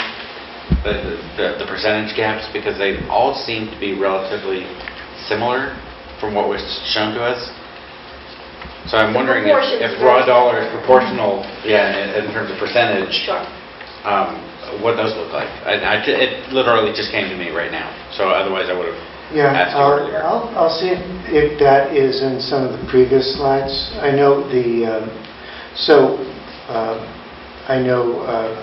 Dr. Burnham's association was part of this, and NASBO, which was the business manager association that I'm part of, was part of this. I'll tell you what, because I got a separate presentation from NASBO, I'll see if I got that information there, and I'll share it with the committee. Okay. And it really, this and these forums that were held that evening across the state really initiated from the original Tale of Two Cities, which compared just 2 cities in the Commonwealth. And then everybody said, well, it's really a tale of 4 cities and 41 cities and towns, and it just expanded from there. Slide. Sorry. I thought I put it. So this slide is pretty simple. We're spending way more than what the foundation budget is expecting that we spend on. And what size, Right. Winchendon, what size district are they in compared to ours? Yeah, why did we get compared to Winchendon when they grouped? Yeah. I believe it's pretty much based on comparable size district. Yeah, So we have the same, smaller. we have a... Yeah. The foundation budget's very close. Yeah, it is. We can actually, I can show you some of the other slides as well. We just thought it would be particularly pertinent to share the data that was For anyone who hasn't seen the presented. slides, it's so interesting how this happens in all 10 Exactly. of the districts that they looked at. The numbers change, but the clear Correct. gap is there. Keep doing that. So we also looked at the special education spending.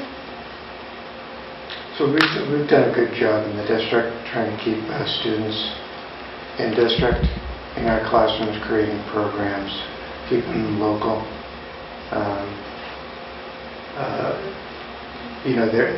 I've said this before to this committee, some kids have to go out. The services are too heavy for the district. Maybe some medically fragile students. We just can't serve all of them. So we have done a good job keeping students in district, but there were costs to that. So it's creating classrooms and supplies and teachers and paras and insurance. So I was thinking about this slide. That cost is probably lower if all the kids were going out of district. It'd probably be much higher than that. But there is a pretty big gap. And the there. development of in-district programming was a common theme across all towns that were represented at that forum that evening. Everybody's already looked to save as much money as possible by creating programs in district.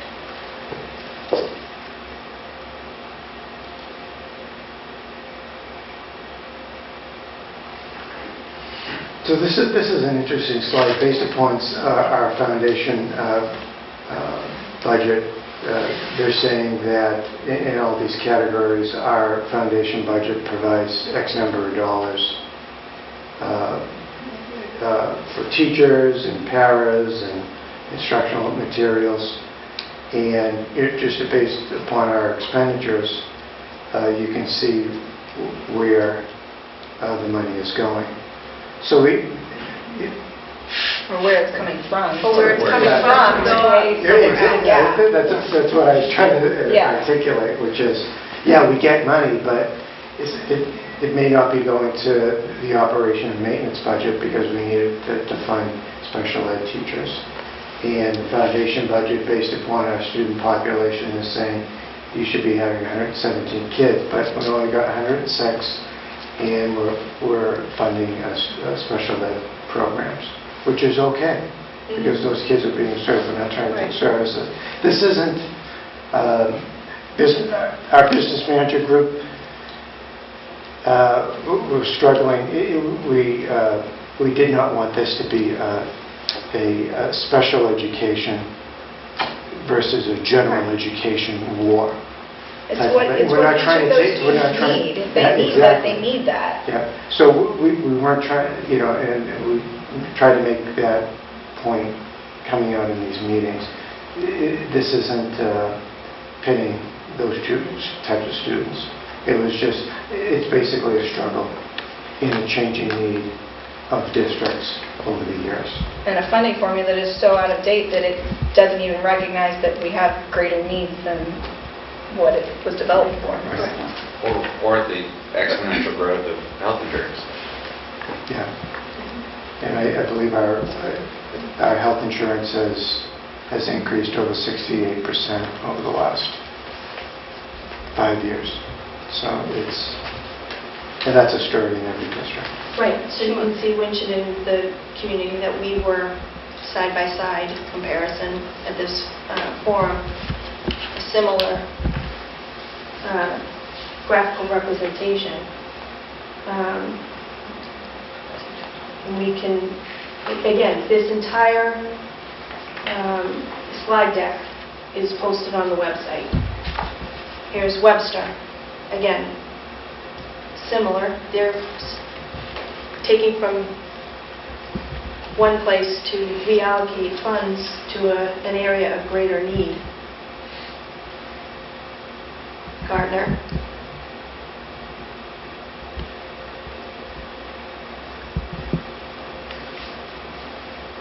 Clinton. And again, these three were compared side by side based on a similar demographic. And again, you can see this graphic is repeated over and over again. And the types of cost-saving measures. It's not a gap. No. That's small. It's a pretty significant gap, district after district.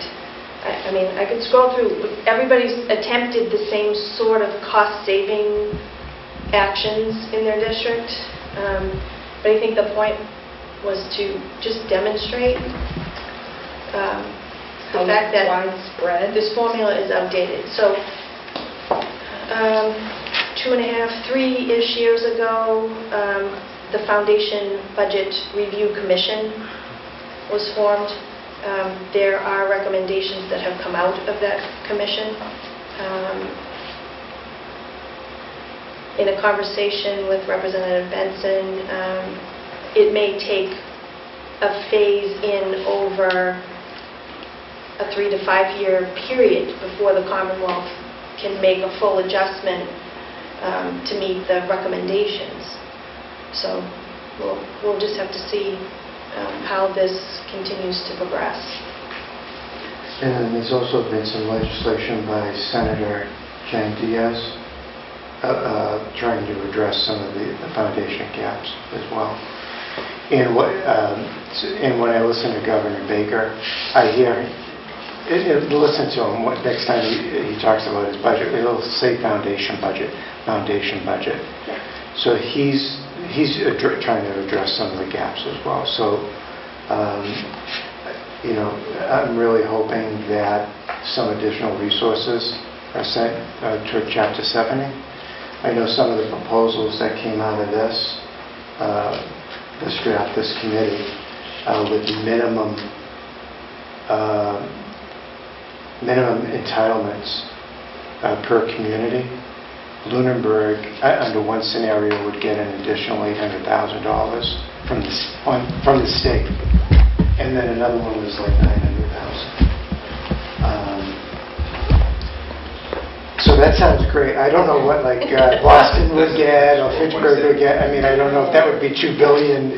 I don't know where the money would come from. But I think the right people are talking about it, and I would really like to believe that this is going to redefine the way the state funds education over the next several years. So, I'm optimistic that this is kind of a moment in education funding. And to your point, that also the delegation that was present, which included Senator Tran and Representative Hay and Higgins, and there was one other person I can't remember, they were all on board with the recommendations and supporting legislation to get this formula corrected. So kudos to all of them for at least pushing that as well on their side. I think a challenge that everybody recognizes as well, that if it has to take place in a multi-year phase-in, over the course of those years, you're also widening the gap, because the disparity is going to continue until you can fully fund. So it's a challenge. But as Mr. Cassidy indicated, you've got a lot of focus on this discussion involving people that can actually make some decisions to improve the situation. So we just wanted to be able to share that, so that if any of you who either were in attendance and saw the presentation or viewing streaming coverage, wanted to have conversation amongst yourselves as a committee.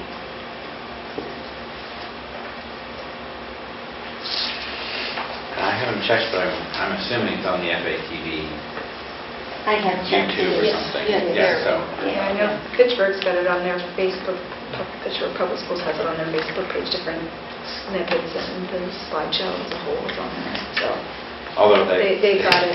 They should probably go to our website, download the PowerPoint before watching the video, right? So that they can see what's being presented.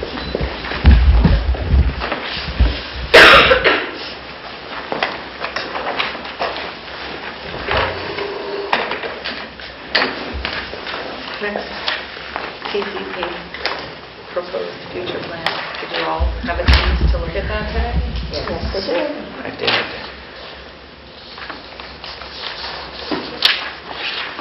We have 3 different options. And I think only one of them allows for expansion of schools. Correct. Space and Yes. that was the first thing that popped in my head, is Yeah. the space constraints that we currently have, and we have no place to go. We had to the tents out in the field. Which one? Which was that, option 3? One kept The old 5th grade. Oh, yeah. had an option Yeah. for spaces. Yeah, the only thing I would maybe change on option 1 would be because it seemed like they had some of the school stuff down here and the school stuff up here. It's kind of move all the school places in one spot. I think that makes sense if in fact Where's the other?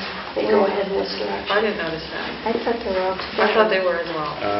Well, Yeah. I don't know, I thought they were It went all down down I towards think that they're all 5th grade down wing. And they got that last wing. Yeah, right here into the wing. Yep. And you don't want to take up any classroom space, because you want to be able to use the classroom space for classrooms. right, but there was, I can't remember where it is down here. Portland, here it is. Sorry. Where? What is it? Can I find it? Schooling, and then there's 6 unassigned. along Yeah, the the 6, basis all those schools. unassigned. It's like Unassigned. use 2 of those for the school district offices and move the unassigned down to where the school district offices is right now. It seems to make sense to kind of put the school stuff up in that corner. You got your own entrance as needed. Well- I'm not. It could also be the layout of that room. That space is larger and than classrooms as far as like taking down walls and making it. But where do you Well, yeah, want it to looks like put two schooling classrooms. services? Where does you Right. want to put that? I don't know what the original floor plan was. It's here. So it's here. So we've got school district offices here, Mhm. and we've got these 6 on a sign. Yep. So maybe take 2 of these and move school offices here. And so that you have school offices basically in this whole wing. But you could also, if you needed to, Okay, but close off a hallway for- with additional okay. doors for So if you can security. And we need to Imagine- shut those doors. Just imagine them from walking town. in through there, though, to bring in preschool and, Well, but is this for schools or is it school administration? no, school. No, Well, we're school talking about classrooms. classrooms for Okay. preschool and extended day. Okay, then yeah. but- Future use for So that. the ACE program would remain, there's a room dedicated, On the Okay, and over the the ACE Okay. program go in through that side. Okay. Got it. our... Yeah, now I got it. 'cause Okay. I would- I get it. It said on the sign, so Okay, I yeah. didn't think we had a... No, but that's the, Well, Okay. that's the growth, the expansion, That's, that's yeah, gives us Over. 6 rooms to do something. Okay. In Possibly, conversation with yeah. Once you have a the witness town on manager, things, not on part of the others. thinking That's- is if you come in the main entrance of the building, and if you were to head toward the superintendent office, currently there are doorways that can close that entire corridor off. Right. And there was conversation around to maintain that end of the building as a secure facility, given For that we have students students away from in that way. Yes. That could potentially be a door that, that has a key access or some other security, Right. bell to gain access to that part of the building. Then they have, where's the parking too? But yeah, I kind of preferred the option 1 in terms of not demolishing That's, all of Yeah. that part of the building. Well, Well, knowing how difficult need it is the to build space. something new, you don't want to get rid of something that you have. Yeah, it's not like it's falling apart right now. there you go. If we can get it maintained. Right. only if they change that formula. So we just want to give the town managers our feedback with regards to which design we think is better suited if we were to be able to use it, correct? So we, what do you I'm in think? favor of one. Option 1. Option Good. 1. Absolutely. Option. Yeah, agreed. Do we need to vote on that? I don't, I think that's just feedback. yeah, that's just That's feedback, just because that feedback. doesn't even mean they'll go with that. Right. That's That's just our us preference. telling them that we would like option 1 because we may be able to use that wing. Space, yes. At some point in the future. Probably the really, yeah. Yeah, I was going to say extremely near future. Yeah, so, there, that. Oh, transportation bid. This is really long. Yes. That one? So Yeah. again, That I'll was invite unexpectedly Mr. Cassidy long. up to the table, should you have any questions about the bid. It's just going out, right? We don't have actual numbers coming back in yet? This is Yeah, just we the bid on... Until you all approve the We have to bid. approve the bid. Okay. Yeah.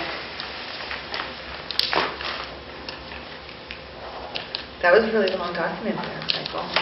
How was that put I together? think probably the most important thing in this bid, so I used the model that we've used over the last couple of years and kind of updated some of the equipment requirements.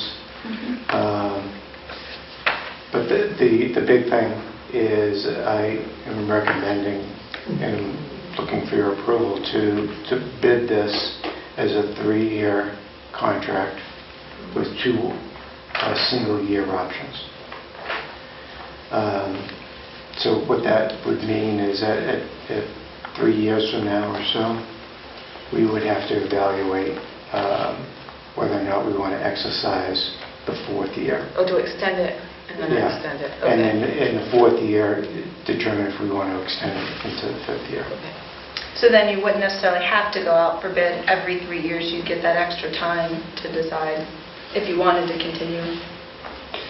Exactly. With the So same we wouldn't have to company. go through that process of rebidding. And really, it's, there's minimal cost to bid it. It's just, there's not a lot of cost to mail it or print it anymore. Everything's done through PDF.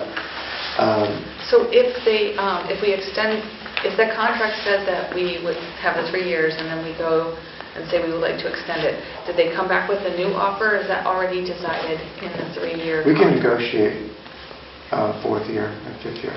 Or, so it's already Within, negotiated? what they'll give back to us within this bid is a negotiable fourth and fifth year? So we're going to award this contract based on the grand total, I think, if you saw, Yeah. for year 1, 2, and 3. Okay. And probably the lowest bidder is probably going to give us the lowest price, enticing price for year 4 and 5. But we can open the door for negotiating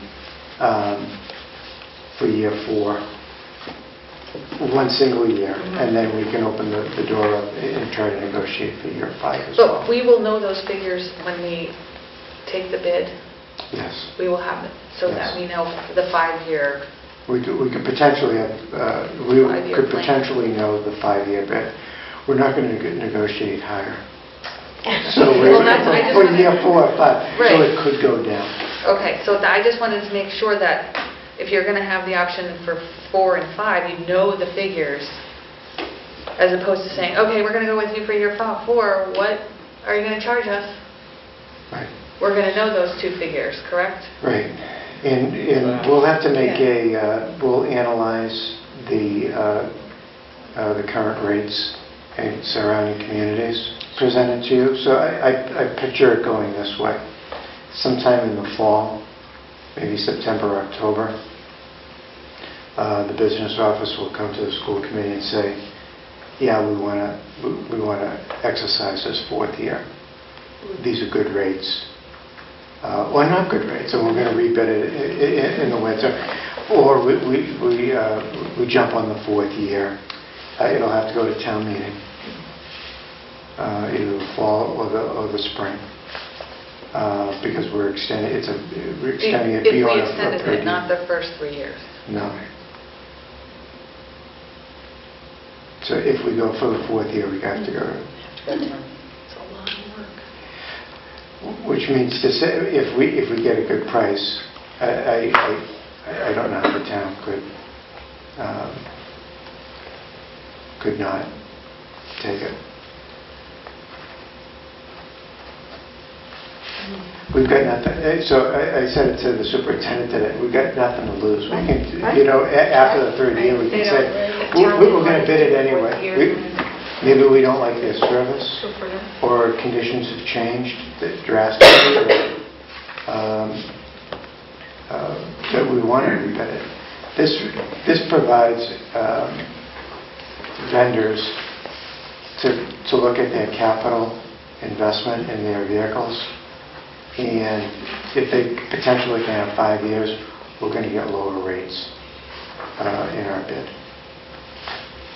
Looking at their fleet and kind of how they do it, I don't know, but it usually drives the price down.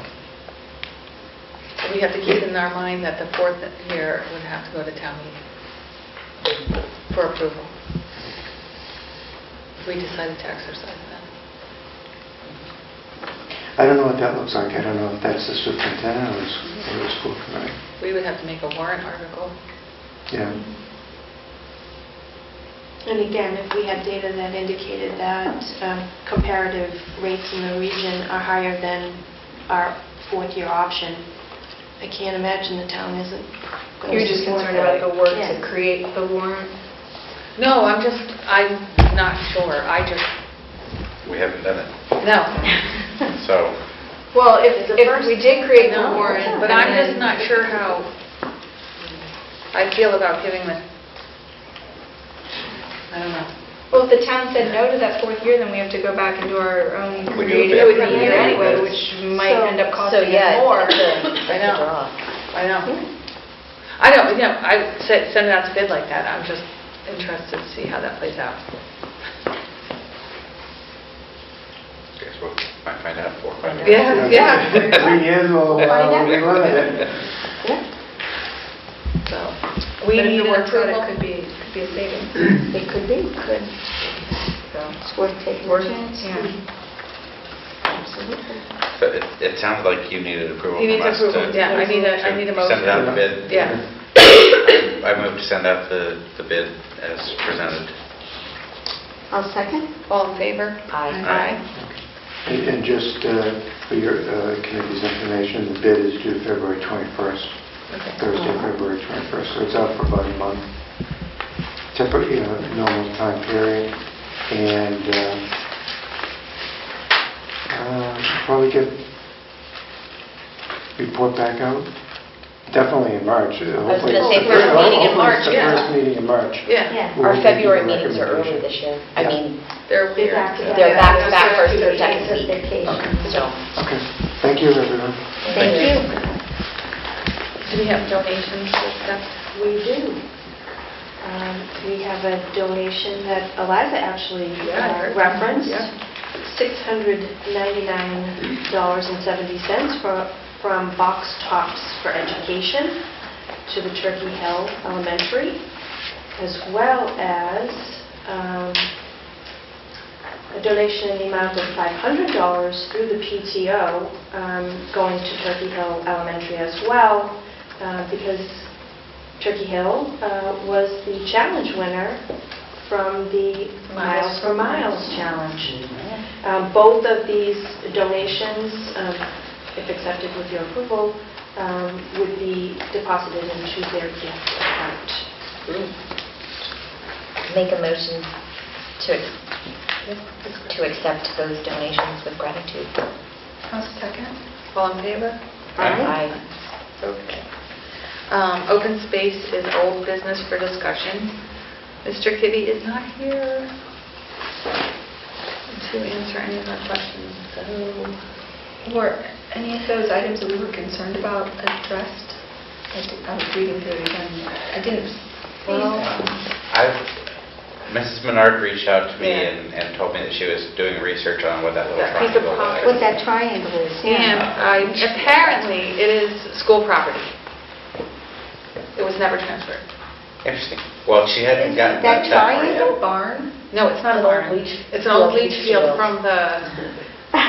Mr. Patsios could actually speak to this, if I would like to call him up so he can address this, because he has a lot of history in Lunenburg. And he was actually at the meetings, and he knows exactly what we're talking about. Yeah, I don't know if I have as much detail as you're looking for. No, but you Dave have enough- Passios, 56 Whiting Street. Yeah. Yeah, what I remembered when they started talking about this piece of property down corner of Northfield Road, Route 2A, and Townsend Harbor Road, a back lot there. And a number of years ago, before town sewer, but as septic systems on the school campus were failing, the town was forced to do something. So what they did was they went to town meeting, and I don't know all of the mechanics about how the land was acquired or if the town owned it already or whatever, but it was transferred to care and custody of the school, and at the time there was already a septic system design that had been approved. They ran a line from the school property basically off the end of Turkey Hill School down close to Northfield Road, made a right-hand turn, went down parallel to Northfield Road, made a left-hand turn, went under Northfield Road, and went down there in the woods. And I can't tell you what the distances are. I actually have the plan at my house, the Title V inspection that shows it. There are, It really is. let's see, there are two, I'm not sure if they're surge tanks or, can't remember what they're described as, but they're basically glorified septic tanks and two very large leach fields down in that area. That was all abandoned when sewer was hooked up to all these buildings. But as you say, as far as I know, nobody's found any transfer of that property back out of the care of the school department. And it's, what was it, 3-point-something acres, I believe. Pretty good size. Yeah. The other interesting point is that there's a large parcel between that piece of property and Route 2A that was an approved development that never happened. Right. And has that approval has expired completely. Peter Bavenzi, I believe, owns that property or has some interest in it. It was his project. Just in kicking the information back and forth, we said, well, wouldn't it be cool if we could figure out either a land swap or a donation or something of that piece? Then you would have close to 17 acres with fantastic access from Route 2A. I don't know for sure what the backland looks like, but from 2A looking in, there's plenty of flat area in there, and I believe the whole area still is. The other point, again, would need to be verified if the tanks are still intact and stuff.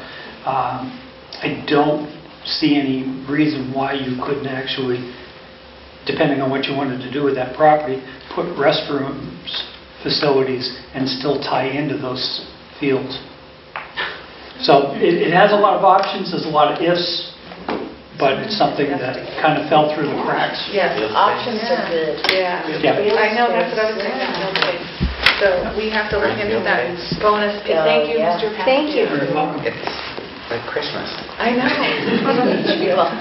Leachfield. So Litchfield Christmas on Leachfield. But we have to figure out, yes, so maybe Mr. Wanda, take a look at that. The other thing on there was the map of TCP, Right. right, and how it said it was school-owned. I sent him the map of what the school committee voted on to transfer back to the town back in May of 2016. It happened at town meeting at that time, so I did provide that to Mr. Kitty, but I haven't seen anything come, he hasn't sent me anything with new updates or anything in regards to the changes I asked him to put in. So that's going to have to wait. Yes. I was just going to make a quick comment. I think part of the issue there is the Board of Assessors does not show the property subdivided for the Passio School. Right. And I've heard conversation over the years when we've talked about different things that the subdivision has never really been formalized. But you also have some information that there were some lot lines considered. Yeah, it took us a year to figure them out. Mhm. So when it's not an arbitrary drawing. It was specific in what pieces the school wanted to keep, because the line is drawn down, right down the middle of the side parking, because we wanted to make sure that that lot that our employees park in right now, we would still have access to that parking even if the town had the building. That those parking spaces would be maintained as school parking, which actually will work out if we kept the fifth grade wing for school. And I was contended that MSBA required that, but that would be identified. Right, yeah. So there was that, and then the Kids Kingdom, the playground, is actually still school property, because that was not transferred. So it was the parcel, and it was like I don't even remember the acreage, and then the Brooks house, and that was also mapped out a little bit differently. So, but I haven't heard back from Mr. Hibby, so he was going to make a few changes in wording in those sections that we spoke about. Yeah. And then, but I thought he was coming, so we'll just wait on that. I'll invite him to the next one. Okay. Okay. And what do we got? Student rep selection process. Miss Wendy, I think you have something. I have a suggestion, because when I read over, so we're looking at the process to select the student representative. Eliza Raboyne, our current representative, is graduating, and we had discussion in our last meeting about a good process for that, good selection criteria, and we got something back from administration on a suggestion, and it just looks really lengthy and time-consuming, in my opinion, for our administrators. Just a lot of legwork for them involved, and I felt like there's a lot on their plates already. So I thought about our auxiliary groups within the schools. Perhaps they could be of assistance. We have our nightly news, which does newscast as well as student newspaper. And I thought, wouldn't it be interesting, because that to me, sort of the gathering of information like that might be something that a TV news program or student news, students involved with newspaper might, one, give them good experience with, and two, allow for a collaboration for that position, as opposed to, because we discussed, in a selection process, is there, does it become a, sort of a popularity contest, things like that. If this became an actual educational collaboration, and then we can have obviously something written for all of our meetings, and then perhaps students can take turns coming from these groups. Whether it's they come to each meeting or just perhaps our first meeting of the month at town hall, and a different student could come, and then, to each meeting, giving them each experience with public presentation. And then it takes all of those other factors out, the popularity contest, or whose application was best, who is deciding which application meets criteria, with just a lot of work for someone else, and just giving students who have that natural interest, by participating in these clubs, the opportunity to do so. Because I would think that, as part of the nightly news, they're already involved with The student goings-on. Yeah. So they would already be plugged in. Yeah, you would think they'd have that. Do right at they their do more than fingertips. just the high school? I'm not familiar with. Well, it would give them an opportunity to do so. And this is the more than the high school. We never really had reports on the other schools from our This was- Oh, yeah, no, I know, brand new that's this why I'm year. asking. Yeah, That was brand new. something that we were looking at. Yeah. And we could also tie in our community service club as well. If that was something, if nightly news didn't have interest in sort of fully vesting themselves with it, but I would imagine they might, as it is community news. I don't know, it's just a thought to, Mr. Harmon is their faculty advisor. I think he's coming back any day now from being out, so perhaps reaching out to him. I would not be opposed to that. One thing I do like about, A dedicated rep. Right, that you have that one contact, that go-to, Right. that we know exactly who to contact each week. Well, and they might be able to give us a point person at the nightly news. Yeah. But let's, realistically, how much are Right. we reaching out to Eliza? I haven't reached out to her since I was elected. We're counting on her as her responsibility to come to each of our meetings prepared with goings-on. I don't know, that's why I thought about how could we circumvent this and provide opportunity without creating more work. So if the job description or the point of the position, and I'm reading it here, is to gather the news of the school and share it in a clear, concise manner, clearly the news organization should be able to do that. I would yeah. think that We would this is think- already, there would be And some crossover with what they're doing already. Right, Right. and if I'm able to attend a meeting, have someone else come or send a Send it in report, they writing. could do that.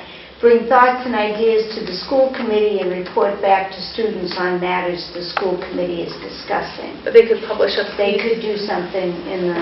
in the So nightly that news. was, just my thought was, because we were focusing on student leadership, and this sort of turns Mm-hmm. Yeah. that, but my thought was, as you were talking, what is the point of the position? If that is in fact the point of the Mm-hmm. position, then that would work. The other part is, I'm not sure how much, we don't sort of utilize the flip side of that, like you were just talking about Right. very often, where we ask our student rep, can you go gather information for us and come back to it? It's not that we couldn't, but it's just not something we do all that often.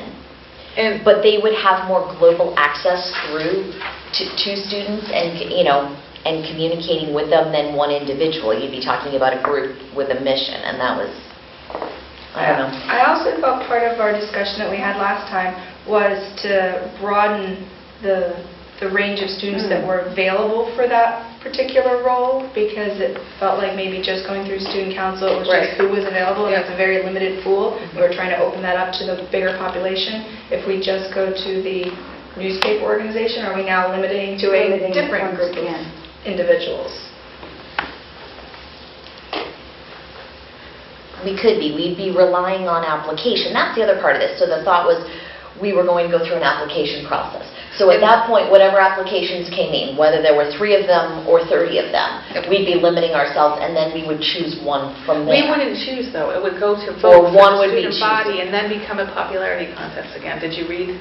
Well, that was the proposal given. According That's to the certainly not how proposal, it has to be. Yeah, but- it was that it would go on the ballot at the same time as all the other positions for student government. And then I would see that again as another popularity contest. It could be. I don't know that There's it always would be. a risk, Yeah. but most things that are voted on by students. And I personally feel that the students really do need to have some involvement in selecting the Their student representative. representative to the body.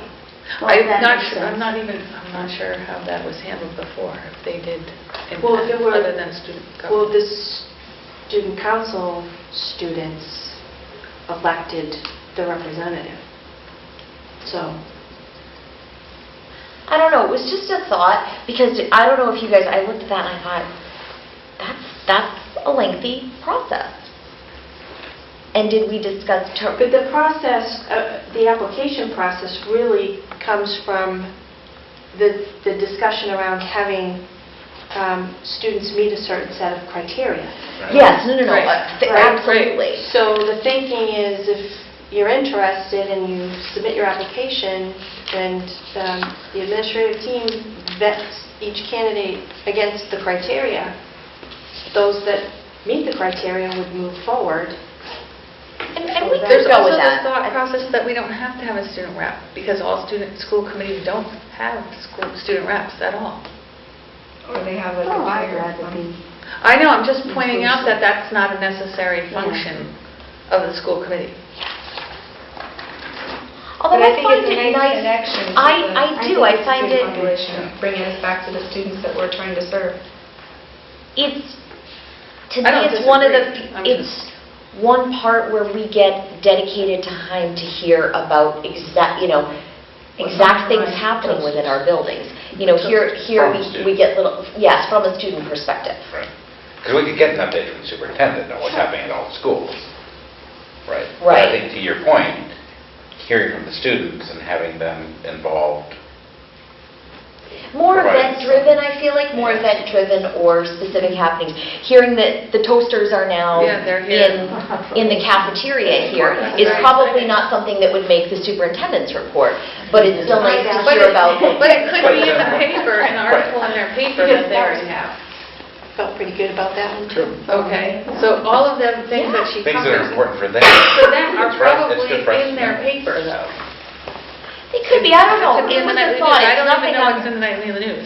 it's nothing I'm hugely passionate about, but it was just another avenue we could explore or offer. I don't know.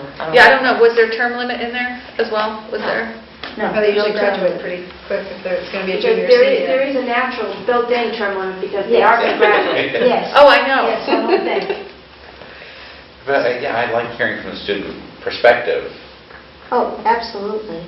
So I like having the student rep giving a brief update. But, and I think that third point that you read about, taking things back to the student body, I think that would be the only thing that might It might not work out preclude, as well. it might not work so well with the newspaper person, but they could always go back and do a broadcast, hey, the school committee's looking for feedback on blah, blah, blah, blah. Do a survey. They might have a better, Yeah, platform. It might be better for the bi-directionality of the communication. Right. Right. That might be a natural link. so, I don't know, I don't know. it's something worth, If it's open up to the whole student body, then the newspaper people could apply, just as student council could apply, or anybody else who hadn't yet thought of it but would like to.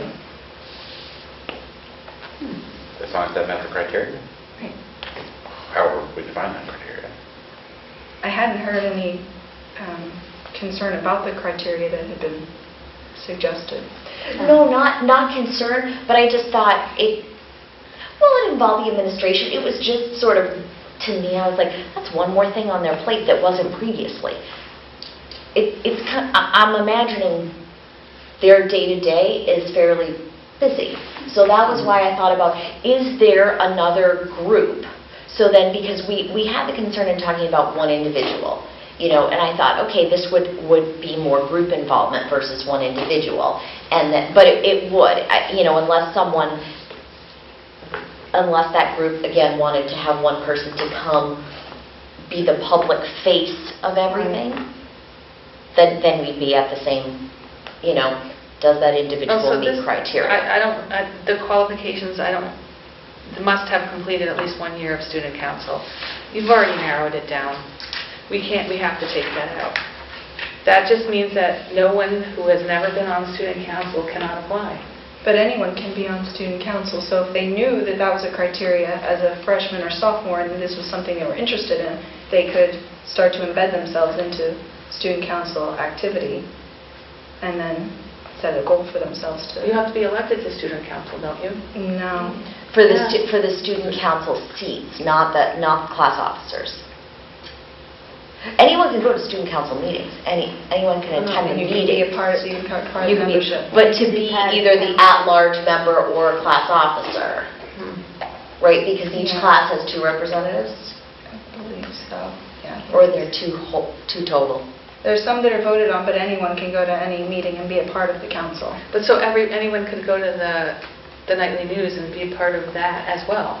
True. If we're saying that they could be a part of that, they can also be a part of the nightly news.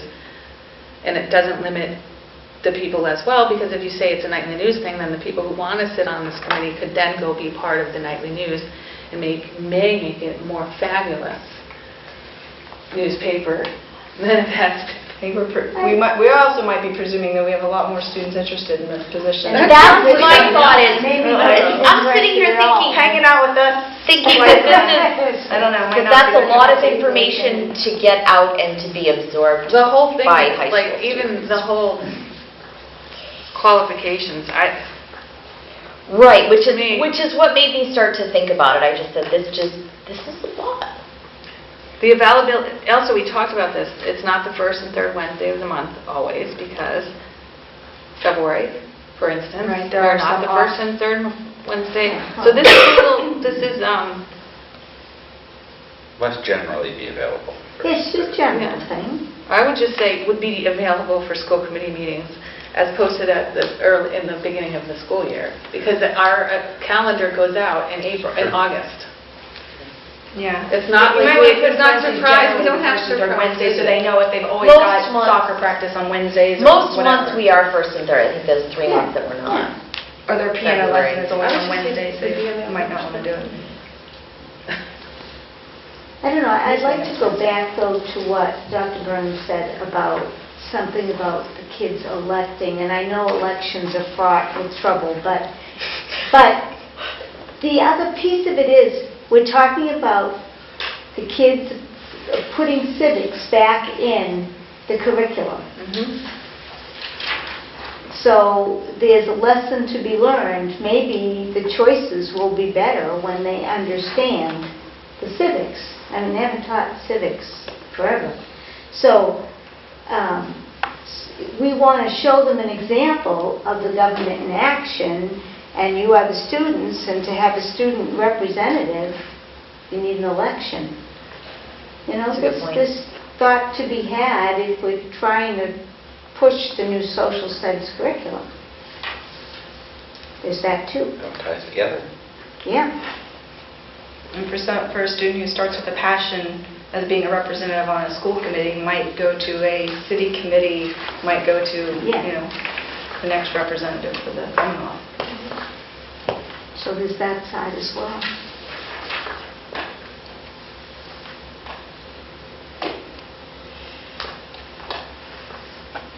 What does maintain good grades mean? Would that Quite fall, vague. would that be in the same thing as like athletic good grades? Probably. It doesn't. In In my mind, That- they that have to was be my- passing all of their academics. And that's not true for athletics. because they can have an F in one class and still participate in athletics, correct? One F. They can have one F.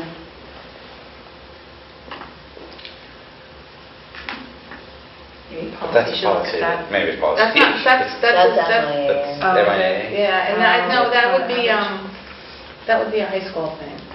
Might be the handbook or there. It wouldn't be us. They'd have to evaluate. Yeah, it's not us.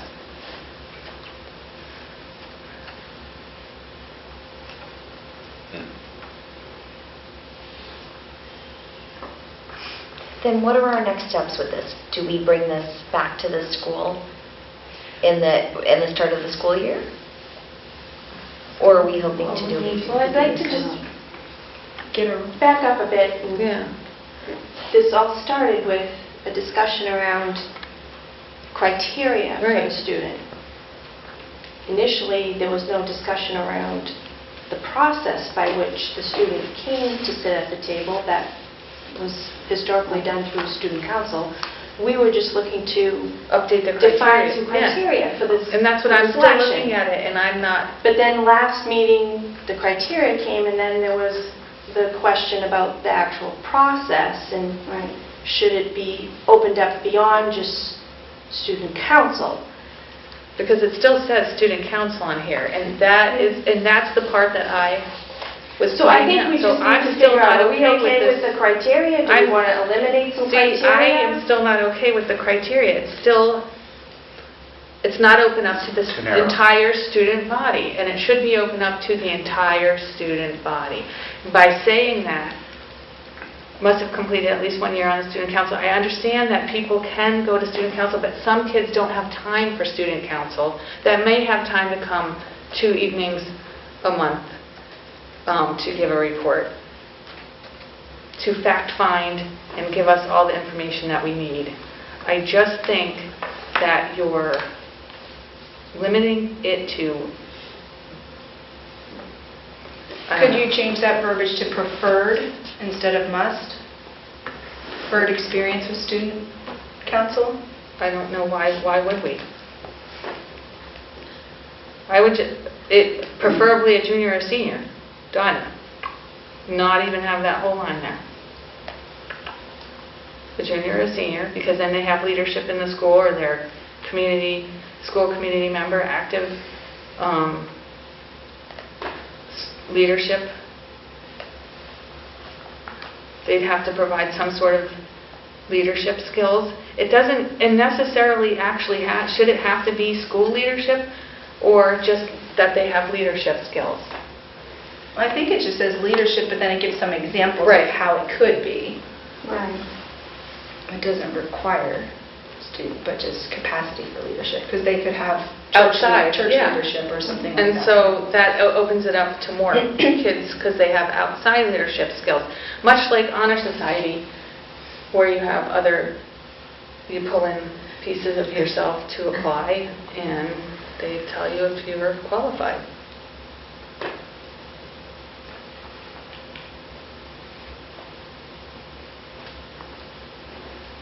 Yeah, we could talk about not narrowing it down.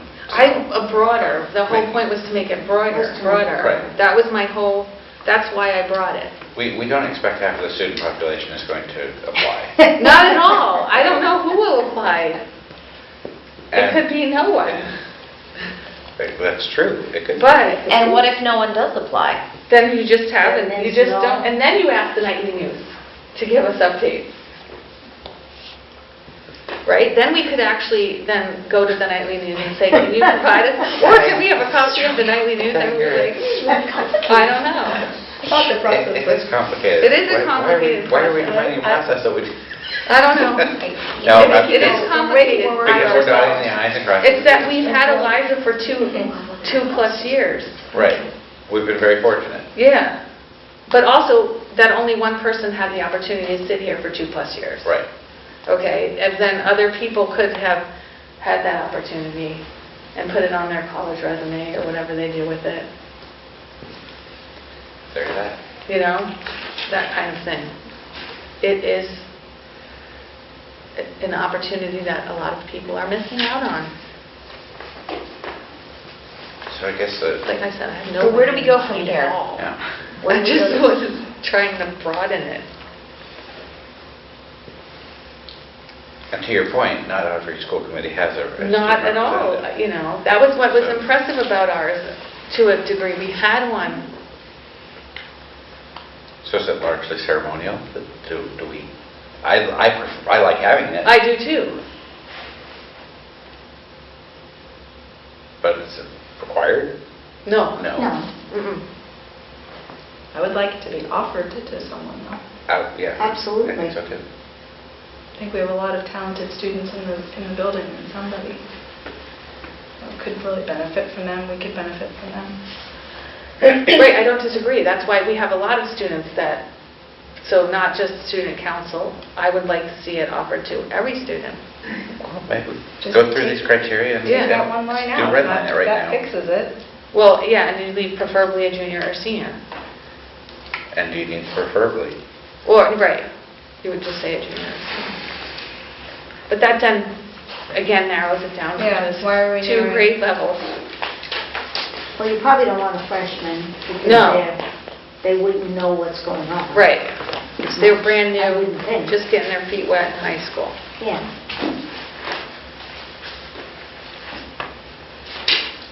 But I also think that you might want to have a term limit, because then you might want to give someone an opportunity who's coming up to have that opportunity.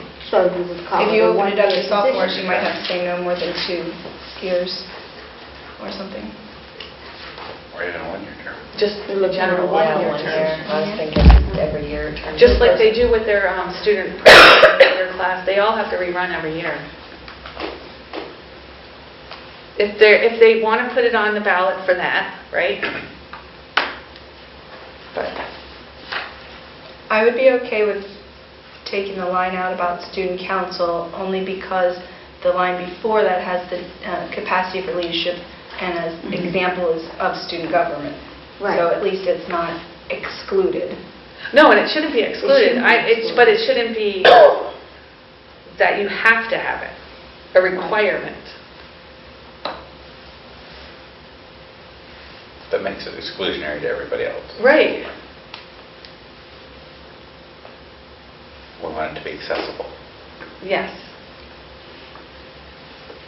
So I would agree with taking that out. Do we need to vote on that, or is that? Well, no, we were just discussing gonna- what this yeah. is, right? Yeah. So I, We have to rewrite that. just strike the whole sentence. Yeah. So- And keep preferably junior, senior. Yes. Yeah, I think The that. I think experience so. of having There's a maturity level that I think We're would not be present. excluding anybody else. We're just saying we would Right. prefer junior, senior. If only sophomores applied, Well, of we'd course. look at sophomores. Right. Well, the other part of that is that a junior or senior, it's more likely they would be able to transport themselves. Correct. Because it then becomes True. more of a partnership with someone who has to drive you if you're coming 2 Right. meetings a month. True. And how long Yeah. they're going to have to wait for you. Because Get more friendly our with your student own. reps typically come and after They leave. they leave when they're done, and sometimes that's Yeah. 10 minutes after we start, and Right. sometimes it's 30 or 35 minutes. So now you've asked someone to come and doesn't give them much time to go somewhere and come back. It makes it more challenging if someone is transporting you. And then just adjusting that verbiage for the Wednesdays. I think they should know that it's on Wednesdays. So again, if they have Wednesday commitments, Wednesdays, they've always yeah. had Wednesday piano lessons, so Then that's that's probably not a how it good one. Yeah, Wednesdays is. Let's have it, But well, they- yeah, but let's they have can- availability they can for refer. school committee meetings on Wednesdays. I don't know how you say. 2 Wednesdays a month. 2 Wednesdays a month is better, yes. Because typically we don't have more than 2. Right. And then when we have our off cycles during vacation weeks, Then that's not then, already. yeah.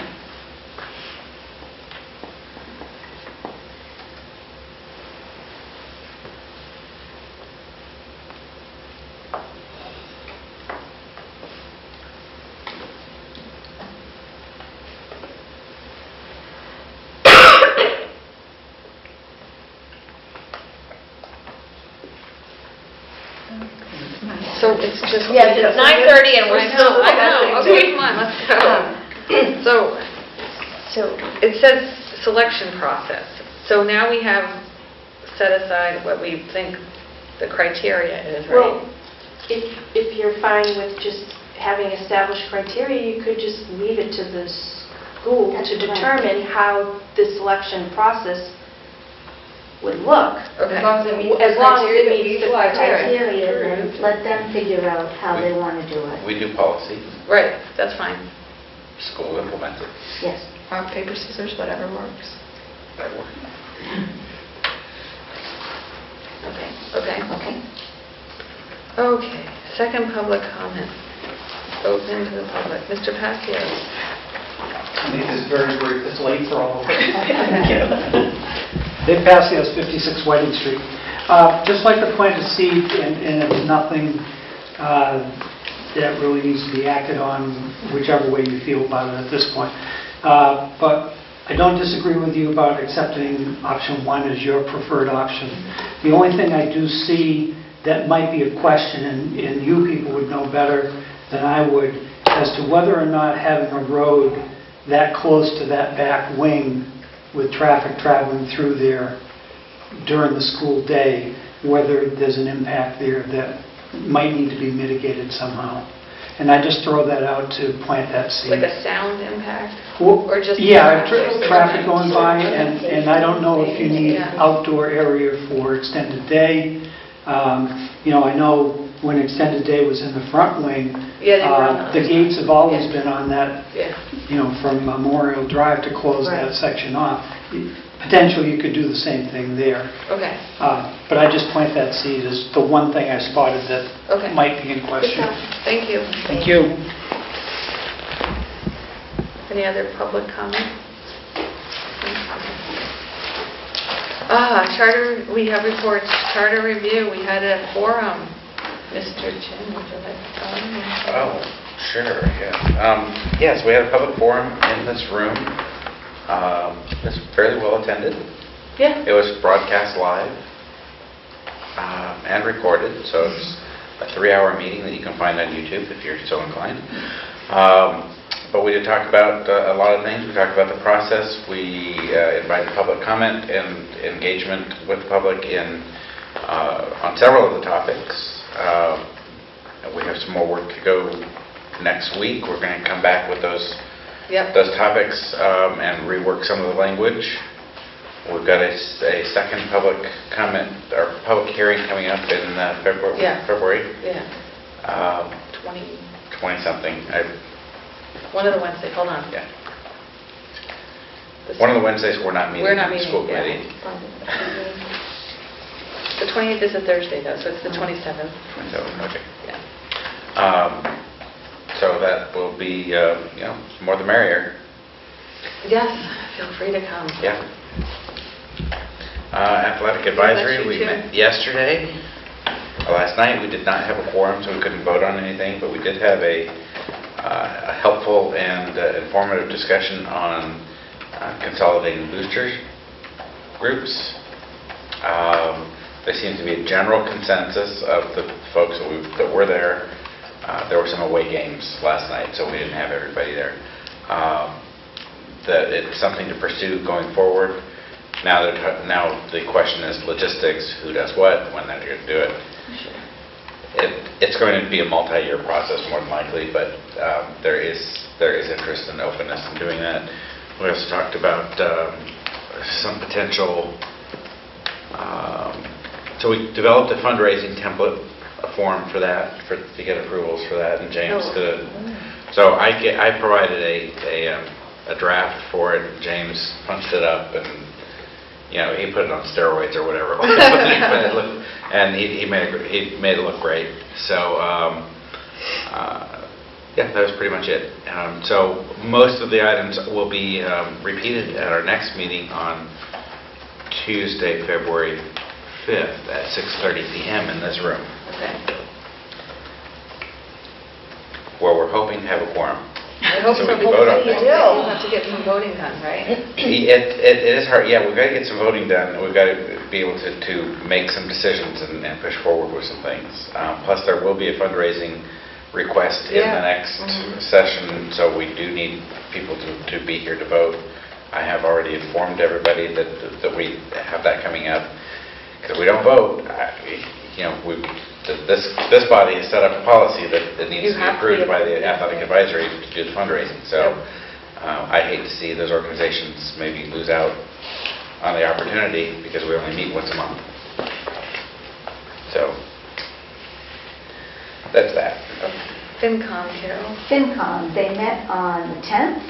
They have sent a letter in support of the open space plan. They will discuss each warrant item when departments go and talk to them. They will have a discussion about it immediately after presentation. That will be the format for those meetings. The town manager was supposed to meet with each department within the week. And the next meeting is January 24th, when the town manager will present a 5-year forecast of trends in the community.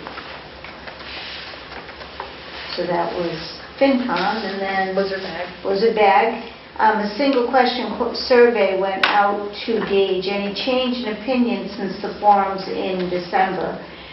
We had a lot of discussion from people, and we wanted to see if opinions did change after they were engaged in discussion. So that just went out.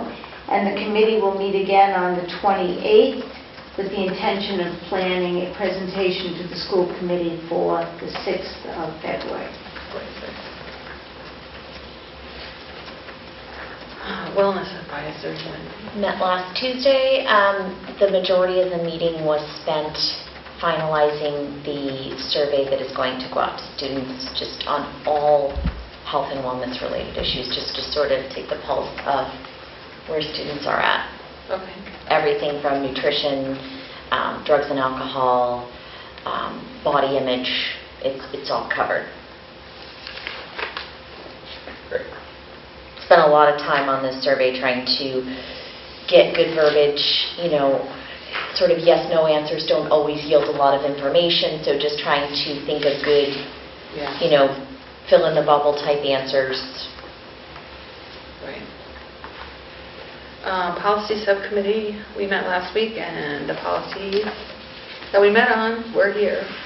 So we're going back to them. That's okay. And we have to set up another meeting. Yes, we do.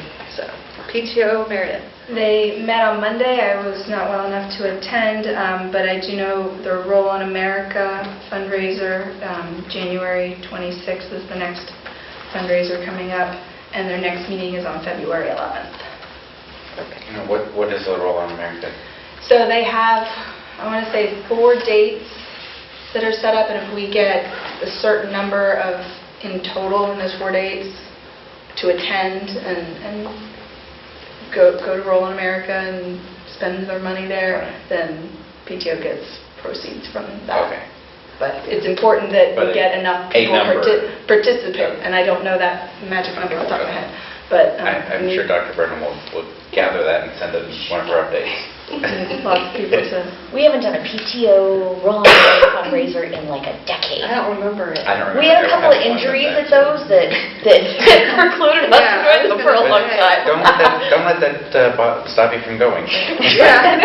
Bring your helmets. Bring your helmet. They have those little things you can push on. They do the If you're not a PVC skater. pipe. They make them adult size. They do. They really Might do. help with adults who are injured. That was the... Yeah. School council. High school met on the 7th. Second term ends on the 18th, which is in 2 more days. Competitive class plays are underway with their preparations. Everything else has been kind of covered by school committee things. Okay. Middle school. Soon, I just don't remember the date. Oh, you haven't had a meeting? We have not had a meeting since. Carol, Turkey Hill. Turkey Hill, we met yesterday, and Ms. Champagne had met with some representatives of the library trustees and the library director to talk about the program from grade 5, and they got good feedback from them that the visits were going well, the students were respectful and receptive, and they have noticed more students visiting the library over the weekends. Oh. So that was a good thing. They are trying to figure out how to get more Chromebooks. They would like one cart for each team, and they were asking how to locate possible grants. So I don't know how you, is that just go Google and see what you can find kind of thing? Google Grants? Yeah, technology grants, I don't know. But that's what they were hoping. How much to is a figure out. Chromebook? Like, they want a cart? A cart is $9,300. And they started their Kylie's Care Kits program. Okay. And they have 18 students participating at the moment, and that went smoothly. It was just the 1 week, but it all went very smoothly. They're planning a jogathon in March, because in order to get the program at the school, you have to plan some kind of fundraiser for them. They're looking for a donation of 3 bikes. They don't want them now, they want them when they know who's getting them, because you have a girl's bike or a boy's bike. But the bikes would be prizes for the jogathons. Every child would get, for each pledge, would get a raffle ticket to put in a bucket. And, you know, there'd be a 3rd grade winner, a 4th grade winner, and a 5th grade winner. That kind of thing is prizes. And the next meeting is the 19th of March. And primary has not met since we got together last. Okay. Capital Planning met yesterday, and I think that's our last meeting, and it looks like the Capital Planning Committee and the funds that the town manager told us we had will be able to fund almost all, I believe all of the capital requests for this year, $1.6 million. Yeah. So, Mr. John Henshaw has asked that he meet with you and myself and Mr. Londa to go over the Collins Center rubric for how requests will be decided upon going forward. We're going to use a rubric, and so we just want to make sure that all departments are aware of the rubric. And Mr. Henshaw will be able to give you more information about that. So we need to find a date that's good for all 4 of us. And but that still has to go to the town meeting to be approved by the town people, all of the funds. So there's nothing in stone there at all. So do we have topics for future discussion? We have open space, readings of policies. The Blizzard bags bags? on the 6th of February. Oh, that's not the next meeting, okay, blizzard bag. Anything else? Anything from you? Okay, so then we're going to go into executive session, correct? We're going to executive session according to MGLC 30A, Section 21, to conduct strategy sessions in preparation for negotiations with non-union personnel, or to conduct collective bargaining sessions or contract negotiations with non-union personnel, not to return to regular session. Thank you. Thank you. We'll do a roll call. Heather Soroka. Yes. Wendy Bertrand. Yes. Meredith White. Yes.